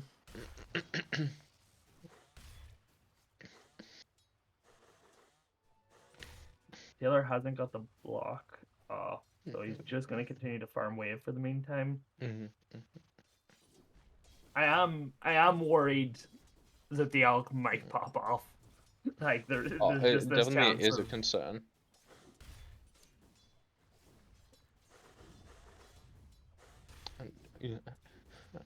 I think Stinky Steve's is doing very well in lane at the moment. Yeah, I'll have a look at the net worths here. He's done really well in the last hits anyway. Like they're pretty even. Yeah. Alc's a little bit ahead, but I mean it's an Alc. It's always gonna be. He's got his seed money to start off with a bit more, and Greed was greed cooks. Yeah, for them to be coming out like pretty much even in net worth is a big win for the Timber there. Yeah, I'm more curious about the 8-minute mark. What it's going to look like. Oh, the courier snipes! Let's go, Heat! First blood has been drawn. Yeah, it's just gonna. Oh, Stinky Steve's got a really interesting item build here, or skill build here. He's taking 2 points in reactive armor. I think that's highly unnecessary.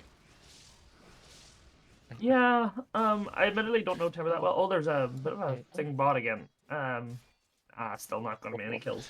Yeah, I play a bit of Timber mid. I think, on hard lanes, I think against range heroes you take maybe 1. Yeah, I think in this arc type of lane, I think you just don't need it. I think you just want to max your spells for sort of a max kill potential. You know what I mean? Yeah, I get you. I know. Yeah. He's probably just thinking like, look, I can stand in the wave and stop the Alc from like dominating anything. Yeah, but it's like the way he's gonna push anyways. You just deny 1, maybe 2 creeps, and you're just gonna farm. And then once you get your 6, you're 3-2-0, and you have real kill potential with that. You know what I mean? Yeah, I think with this build, he's really gonna. The kill potential might just not be there at 6. And I think that's the whole point of sort of Timber mid, is you get your 6, you get your Twisted Chakram, and you have kill potential. Yeah. And I think playing without a point in Timber Chain just really neuters your kill potential. Yeah, I mean, especially at this point now, he's coming up on the 6, and it's Yeah, gonna be exactly. really hard to do much. Now he is ahead of the Elk with this wave. If he gets it out fast enough, he might hit 6, and that would be enough for him to still.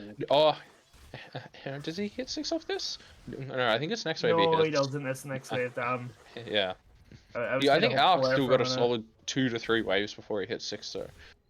But see, like here, I'd like him to have Timber Chain, and you're just pushing it in, and you're setting it up with the fort. And I think without Timber Chain, he's not going to be able to get a proper dive out, because I think you can quite easily get a dive and kill the Alk.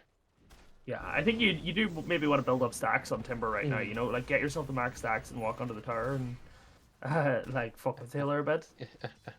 Yeah. But I guess it's just more high level things.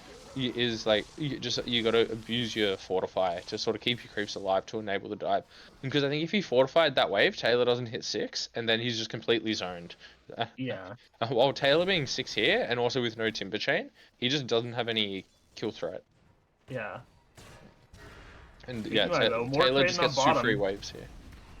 Oh, is Rontel going down? Oh, he is. First blood, has finally. died to the first we blood. caught a first blood in Irish Dota. Insane. Damn. I mean, guys, I think 6-minute first blood. That might be the latest first blood ever in this league. Quite possibly, yeah. Yeah, we would just not back up and surprise go, me. We've done enough here. Yeah, and I hate to see it here. So Sinky Steve's just gotten a haste rune, which sort of rewards him for not taking Timber Chain, because this just makes up the fact he doesn't have it. Yeah, because he got a haste rune, so it was the objectively correct decision all along. Yeah. I'd really like to see him use this haste rune here and just go steal the enemy wisdom. That would be my personal play here with that haste rune. You go in, you level 6. Look at this clock. This clock is just waiting for a feed. Oh, so close, getting the kill on Dicklet. God, the stuns come out. Oh, is Key dying? Oh, the Lotus. Huge. Oh, but he gets a courier in the meantime. You know, it's always worth. Beautiful. Oh no, he's gonna get the stun off. No? Oh no, he used his mana. The raindrop on Jug, but no, Leaves is there. No, the raindrop on Jug is almost super clutch. Beautiful catch. Oh, Hazel's gonna be really careful here. Speedy Steve coming in. Speedy Steve. Beautiful. And it looks like Run until Ren for the wisdom as well, but might be paying with his life.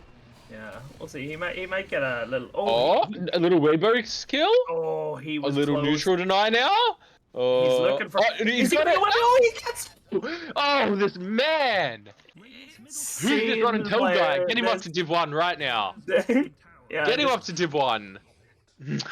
Fix this man's rank. It's clearly not right. Oh, what a good one.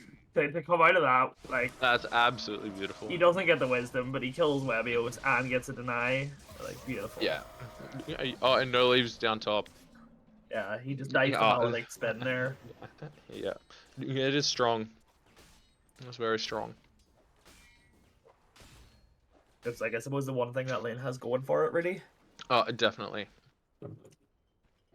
Oh, they're spotting Ark under a ward here. It looks like Stinky Steve wants to go in and sort of prevent him from farming a bit.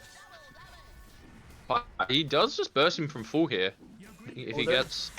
Yeah, beautiful. Oh, the neutrals. Now he gets the stack. Oh no, he gets the neutrals. Oh, Taylor's a god now. Get this man up to divine or whatever. You know? Yeah, get Taylor back down to ancient.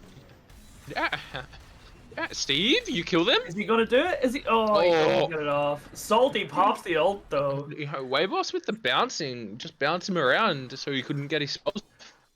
I didn't know to get his Twisted Chakra. That Twisted Chakra cleans him up. He played a little bit next is going down to the Malady. He's going down on that one. Yeah. This game's looking mighty even. Let's just check in on the heroes we haven't been checking in on. So it looks like DK is just farming away quite freely. Dawnbreak is having a bit of a rougher time, but still doing fine. All in all, quite even on the net worths. DK Wow, just those doesn't care cogs. anymore. He's just standing in it, you know. He has the regen. He doesn't have any mana anyway. Who cares if he gets hit by the cogs? Yeah. And I imagine, 3 points in Worm's Wrath. Bambi's just gonna hit the fucking creeps now. Yeah. He's made the right call here. Like you're not gonna have mana anytime soon. You may as well not bother. Yeah, exactly. We get the Dawnbreaker Vision out on top. No Leaves looking dangerous. He's gonna go down again. Yeah, going for the neutral tonight? Oh, I did No, not it's get quite. it. Dicklet's too good. This man clearly isn't divine material, you know. No. Dude, Weebo said he's bouncing. God almighty. Oh, run until down. A condition for ownage has been met. I say right now, Nyx is used as E. Like he could maybe beat him here, but like Salty has the I think it's barrier. quite hard. Some towers under attack. Hey, these guys doing some great work. Forget about it. Alright, the Clockwork just got level 6 off that D-Ward. Let's see what they go do with it. Is under attack. I think it'd be good to make a play to the axe. I think this axe dying once more really just highlights the issues the hero has at the moment. Yeah, I think like they have to start playing around it too because this is where they want to be aggressive. They want to like take a bit more It control. looks like over the Runnintel's here, ready to throw the saves. No He's Leaves pinging running his away no from leaves, saying, Runnintel, "No yeah. leaves, please help me." Oh, And Runnintel Nix can get there lives. in time. Oh, in the backlines on key. Oh, beautiful call. Thinky Stevenson. Oh, what's Sinky Steve is in. Oh, he has hits the- that twisted chakram as Oh, well. He hits those. He Beautiful. gets those. Oh, there's a perfect diving Dawnbreaker now opportunity. scared. Yeah. Yeah, the mana is a bit low. No Leaf chooses not to. Possibly the right call. They are all quite low. Maybe they're. I afraid mean, of you have an DP. Abaddon coming in. I think Abaddon just sorts you right out. I'd say, yeah, probably. But like the respawn's being that short, maybe it's just the worry of like the TPs right now. He Oh, goes down again.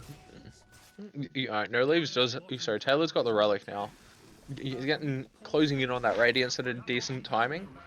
But Bambi being left alone during all that action top gives him the tower bot. Yeah. He's also keeping right up with the arc as well. Bambi's going to be an absolute monster this game, it looks like. Yeah, he's gonna be a scary man whenever he decides to pop in for a fight. You know, coming in for a visit with his 4 items. Yeah, yeah. His 4 items might be quicker than Aux as well. Yeah, at the minute he's doing so well in the farm game. Yeah, he's making a play here with Vendetta. It looks like he's searching for Taylor, trying to set something up. Yeah, I would. And Stinky Steve's running across as well. Oh, he's looking like a dead fucking Taylor. Yeah. Nice Beautiful. catch. Yeah. Yeah, good setup by Key there. I'd like to see them stick around here just for the 14-minute rune. Normally, I would have said that he should have been like looking top with the axe because. Like, Oh wow, no leaves with a solo in, kill. but- Holy. Solo kill and Jug got up caught by the Salt. blade mail unawares. Yeah, Salty had used Solar Guardian as well, and they still failed to kill him or save Jug. Yeah, and Stinky Steve's tipping in now. Hazel was looking mighty fucking dead. Yeah, See if Salty gets caught out as well. He's backed off fast enough. they have the control. Hopefully, they can get a tier 1 out of this. Maybe top tier 1 or. Yeah, I actually didn't notice, but the tier 1 mid's down as well for Radiant. So they're really just taking map control here quite aggressively.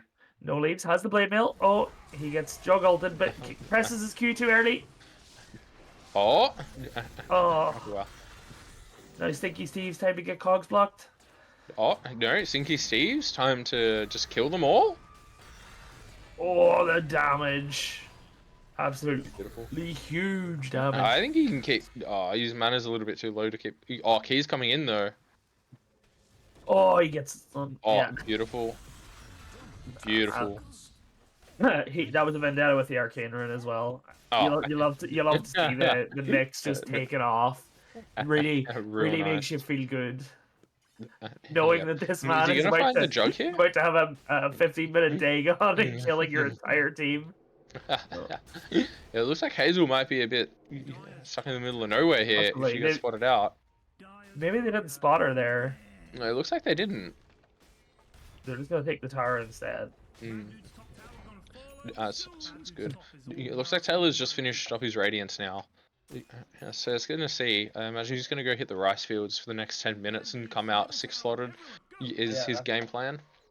He's done quite a lot though on the DK. Yeah. DK taken off 8.5 But look at running at 15 minutes. Yeah, I'm going to have to call it. Run and tell the rat. He's already got a sentry on Taylor's ancient camp in the triangle. Yeah.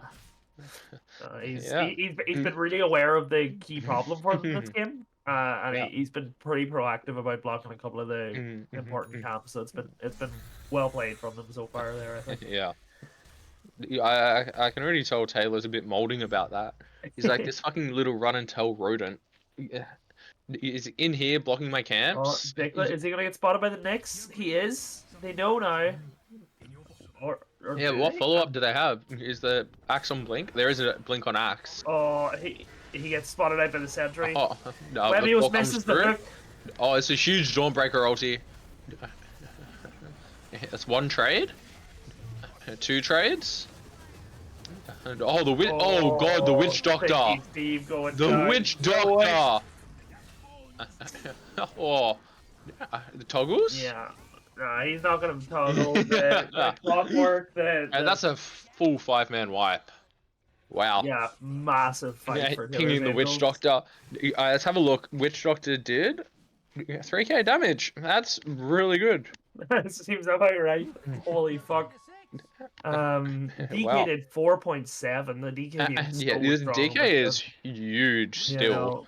There was just a couple of spells that went off for both teams. A couple of spells went off that were just poorly done. Yeah.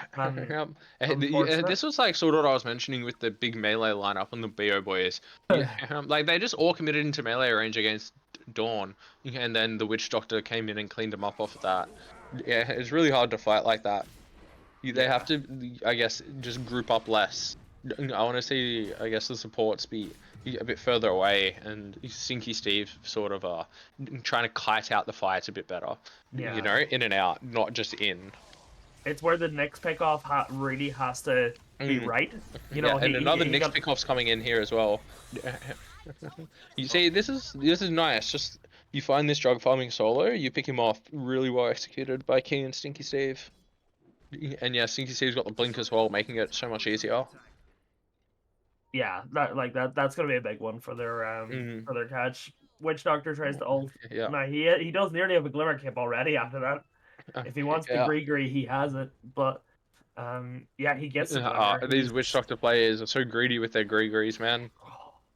He's so right though. He has glimmer. I don't know. He's actually a hard person. The ghosted gree timing is for your last component of your Agnums, right? Yeah. So he's gonna queue up Ags next, all the shard first, and that last component you gree it up. What you do is you go 0, 15. You get Ags in full from gree easy. True. Oh, true. I think they're going to be really reliant, like even with the blink, I think they're going to be really reliant on the next pick on the Witch Doctor right now, because otherwise I don't see how they kill it. There's a smoke out though. Run until getting seen. Right into Run until the rodent. Dude, this little rodent is just right there breaking the smokes. He's right there. Kill the Witch Doctor. Oh, and that Witch Doctor down. The Dawn ult did come in. Oh, the Dawn ult plus drug ult. Wow. Can Bambi clean up? I think Key comes in with a stun here. Big stun. Oh, yeah. Beautiful. Really good. Bambi's still in danger though. The armor toggle. Not there. Very hard to toggle. It looked like it was about to go so well for them, but I'm afraid they don't have the damage into that anti right now. Sinky Steve, he needs to stay alive a bit longer. I think if he's alive, obviously, I don't think they lack damage at all. Yeah. Like it's going back to like what I said. It's like you've got Hazel on the Witch Doctor right now, and you've got Dawnbreaker like fighting into those two things coming off well. and it's like again the melee, as you said. It's like yeah, so they need to be hard. really careful with their positioning. It's going to be hard for them to not be ooga booga go. That is like their natural mindset. Is the Yeah. ooga booga, you know? It's what they do.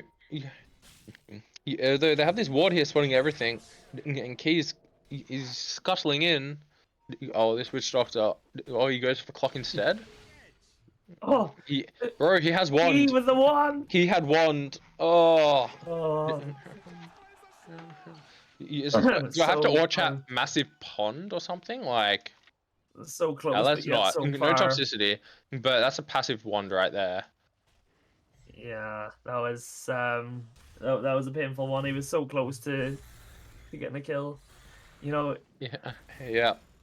he has the Dagon coming out, I think. Yeah, it was No, on his yeah, he does. courier. He Oh, sent yeah. it back because he didn't want it to get sniped. I think if he had that, it would have been even cleaner with the wand. You just Dagon mind flare. Looking a bit scary for my points here, Sam. I'm not gonna lie. I mean, they're still 4K up into an arc. Like they're comfortably ahead. The win percentage 69%. Nice. Unmute your mic Holy just to shit. say that, Malou. You've been trained. Oh, It looks like this tier 2 will sort of go down for free here. I'd like to see them turn this into a switch and kick this Jug and Alk out of bot and take Roshan. yeah. Sinky Steve is going for Dawn. Oh, Salty's missed his thing. Oh, the beautiful. call. Really nice catch. Yep. I think Key could have also just not been greedy on the Vendetta hit and stunned, but that's alright. It looks like You know, Nick's players. yeah, greediest motherfuckers alive. That stun's really hard to land anyway. So Yeah, I wouldn't risk it. impossible. Dude, the target's TPing. You can't hit stun. Some might say impossible. Yeah. Yeah. This is an interesting fortify here. It means they won't have it if they decide to hit high ground for the next 7 minutes. Oh, sorry, 5 minutes is Glyph of Fort. Yeah, and it's probably a really good time for them to do it. Like, you know, you back up in Roche right now. Like, you take in here too, you go Roche, you're comfy out there, tier 3s.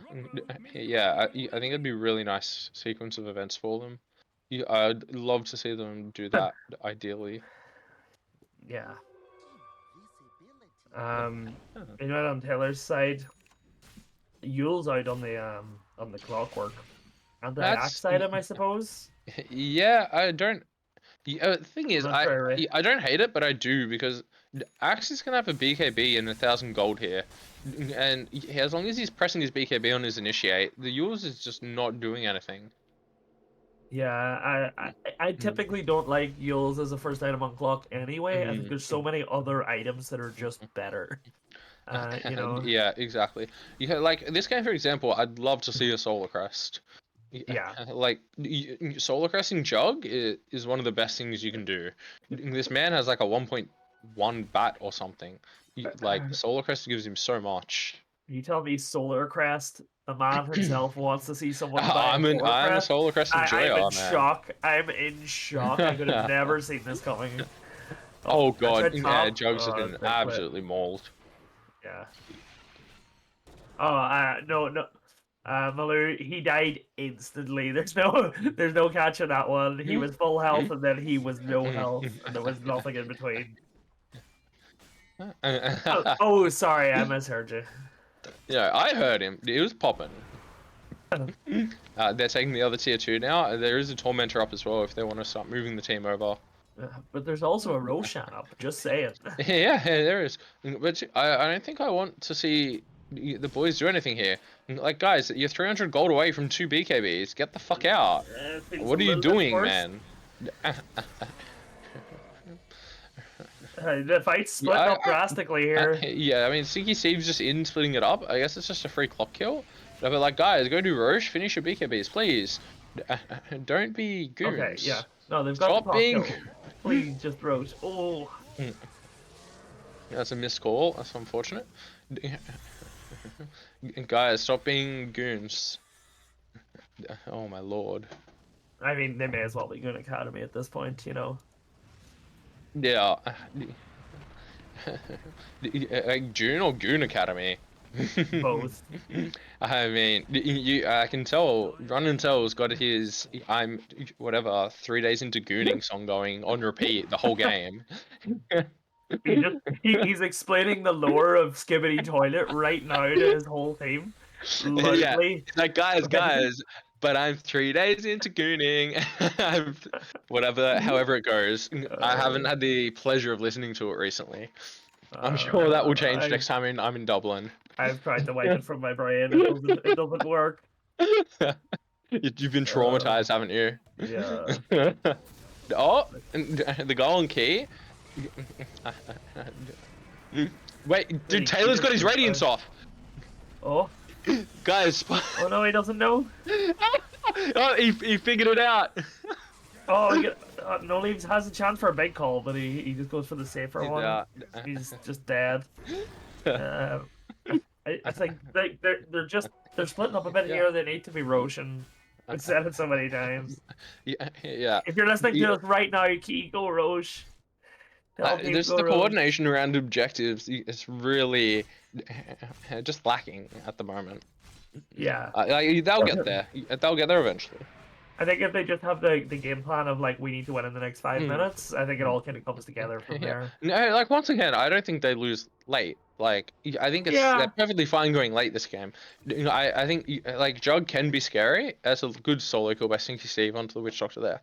Like Jug can be scary, but I think the Abaddon is just a really nice matchup, and he's halfway to an Aghanims with a Holy Locket. Like Jug will have limited impact with his ult if Ron and Tolt's on the ball. Yeah, I mean, and you have like the No Leaves axe as well, like into these heavy. Exactly right. They can deal with the Jug. But it's just I like to see my guys that are well ahead go, oh, we're ahead. Yeah. Yeah, and like a 7k lead into an Alchemist is you actually more like a 15k lead, I'd say. Yeah, definitely feeling like it too. Like at the minute, like although that last team fight didn't go well for them, whenever they're all together and take a coordinated fight, they feel very strong. Yeah, and now they're finally into the pit. I want to see just a nice Bambi Aegis. None of this Stinky Steve Aegis. Like, I might just mold it and quit the cast if they give it to Stinky Steve this time. Oh, Bambi takes it. Yeah. That's good. Good to see. And now, they just gear up and they go hit some high ground. Easy game. We've seen something that was good to see, but I have a question for you. What about something good to hear, Sam? Have you given a Run and Tell accent? He's done plenty impersonations of you. Aside from the singing, do you have any to share here? Look, I can't get the up the mountain poshness in my Irish accent. Fair. Fair. Yeah, we weren't built that way, We're the other even yourself, you've got the Donegal accent. He's got the the posh up the mountain accent, and he likes to remind us of it as well. I believe he uses the word peasants quite often when referring to us, or criminals in my case.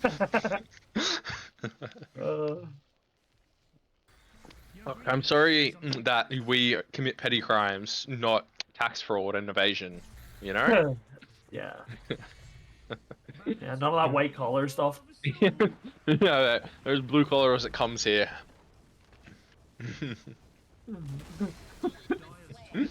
Have you seen this guy grinding out rank games? It's basically the mines. Is it a good start to fight with the Witch Doctor dying? Yeah, there's something happening. I don't know what, but it's happening. Yeah. There's a lot of spells being thrown out and not a lot of death. Dawnbreaker there's a bit more death. Taylor's charging up the stun. See what, it looks like they're going to commit onto the Timber, but the call comes in by No Leaves. Really nice counter initiate, as well as saves by Run and Tell. And the buyback comes from Dawnbreaker, so Stinky Steve and the BO boys are out of there. Yeah, and overall, not a lot lost. I think they're just, I think DK form ended, so they're going to reset, wait the DK form, and go back again. And they still have ages. I mean, they're now 11k ahead. Just putting that Dawnbreaker even Yeah. lower down the net worth board is pretty nice. Yeah. Oh, Yeah, and Bambi's. the boys. Oh, All right. Damn. beautiful. Bambi's 1k off his dataless. That's going to be a huge increase in damage as well. Yeah. I don't know. Are we seeing any big items coming out in Taylor's side anytime soon? Nothing on the Alk. No. Not seeing any items that are looking to be coming out too quickly. Like the nearest thing might Yeah. be the Jugs Mjolnir. I think he's going the Aghanims because he's got the point booster. It looks like he's about halfway there, but he still needs another couple minutes to finish that one off. A bit of an early ag zone when you can't exactly kill things, is it? Yeah, I do still like it. I think Ags is just incredibly core on Chug. Yeah, It's going to be very scary if they spot the DD here. They throw the amplified damage rune onto the DK here to go high ground. It's going to be absolutely filthy. No one even spots it. Yeah. Oh, big D. Big Yeah, let's see. Is he going to give the bottle over? Oh, he didn't give the bottle over on Stinky Steve. Tisk, you got to get that. You got to give it to him so he can get that extra 10 seconds. So you know he only pops it when he gets to base. I'm sure it'll be fine. Oh, I'm sure it will be. Yeah, this is looking very do or die for Taylor's Angels right here. They're gonna have to have the high ground defense of a lifetime. Yeah, they have the Daedalus out on Bambi as well. He dropped it in for treads. He's so scary. I don't think they can defend this. Like they're gonna have to, but I think if they can get the initial kill on Bambi, it makes the fight a lot easier. But I mean, Runnintel's just there, dude. Runnintel the Rodent is there with his Aghanims. It's not easy even bringing him down once. Yeah, the DD is absolutely chunks through. Come on, guys, through the base. Next racks. What?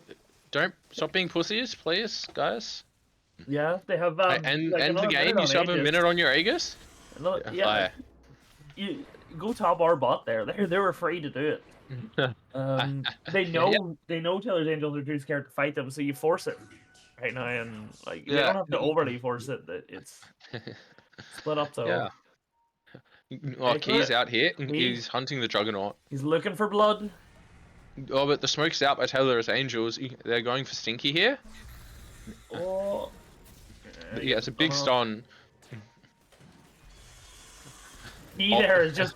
Oh no, he doesn't get it. Great reactions by Dickler. Really good, yeah.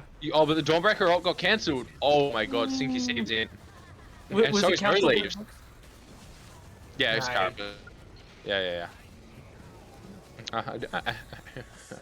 Hazel's down. Taylor in danger. Rebus is away. Oh, no, Key's on it.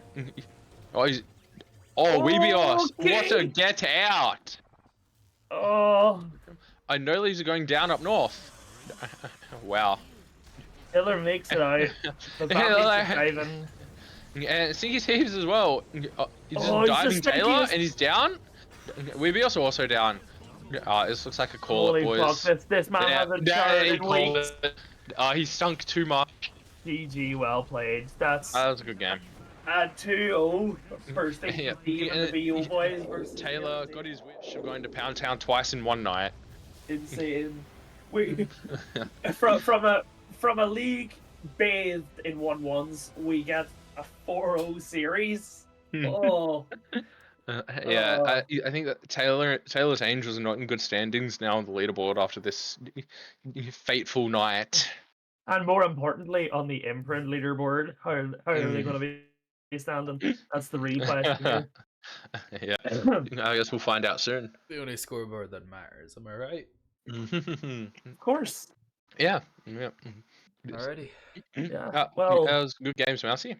Yeah. Thanks for first of all, thanks for coming to cast, and Malou, as usual, thanks for both observing and banning blinks. I do what I can. Thanks, chat, for showing up and witnessing our great casting. Yeah. Clearly professionals. So thanks very much, and tune in. I believe the next planned game is Sunday. I'll check. That would be us, yes. That would be us. The June squad versus Wong's Bakery. Tune in for that one. It's going to be an absolute banger, you know? Yeah, for some some gameplay of sorts. Yeah. You know, Yeah. Sunday, February 9th at 7 o'clock. Yeah. But in the meantime,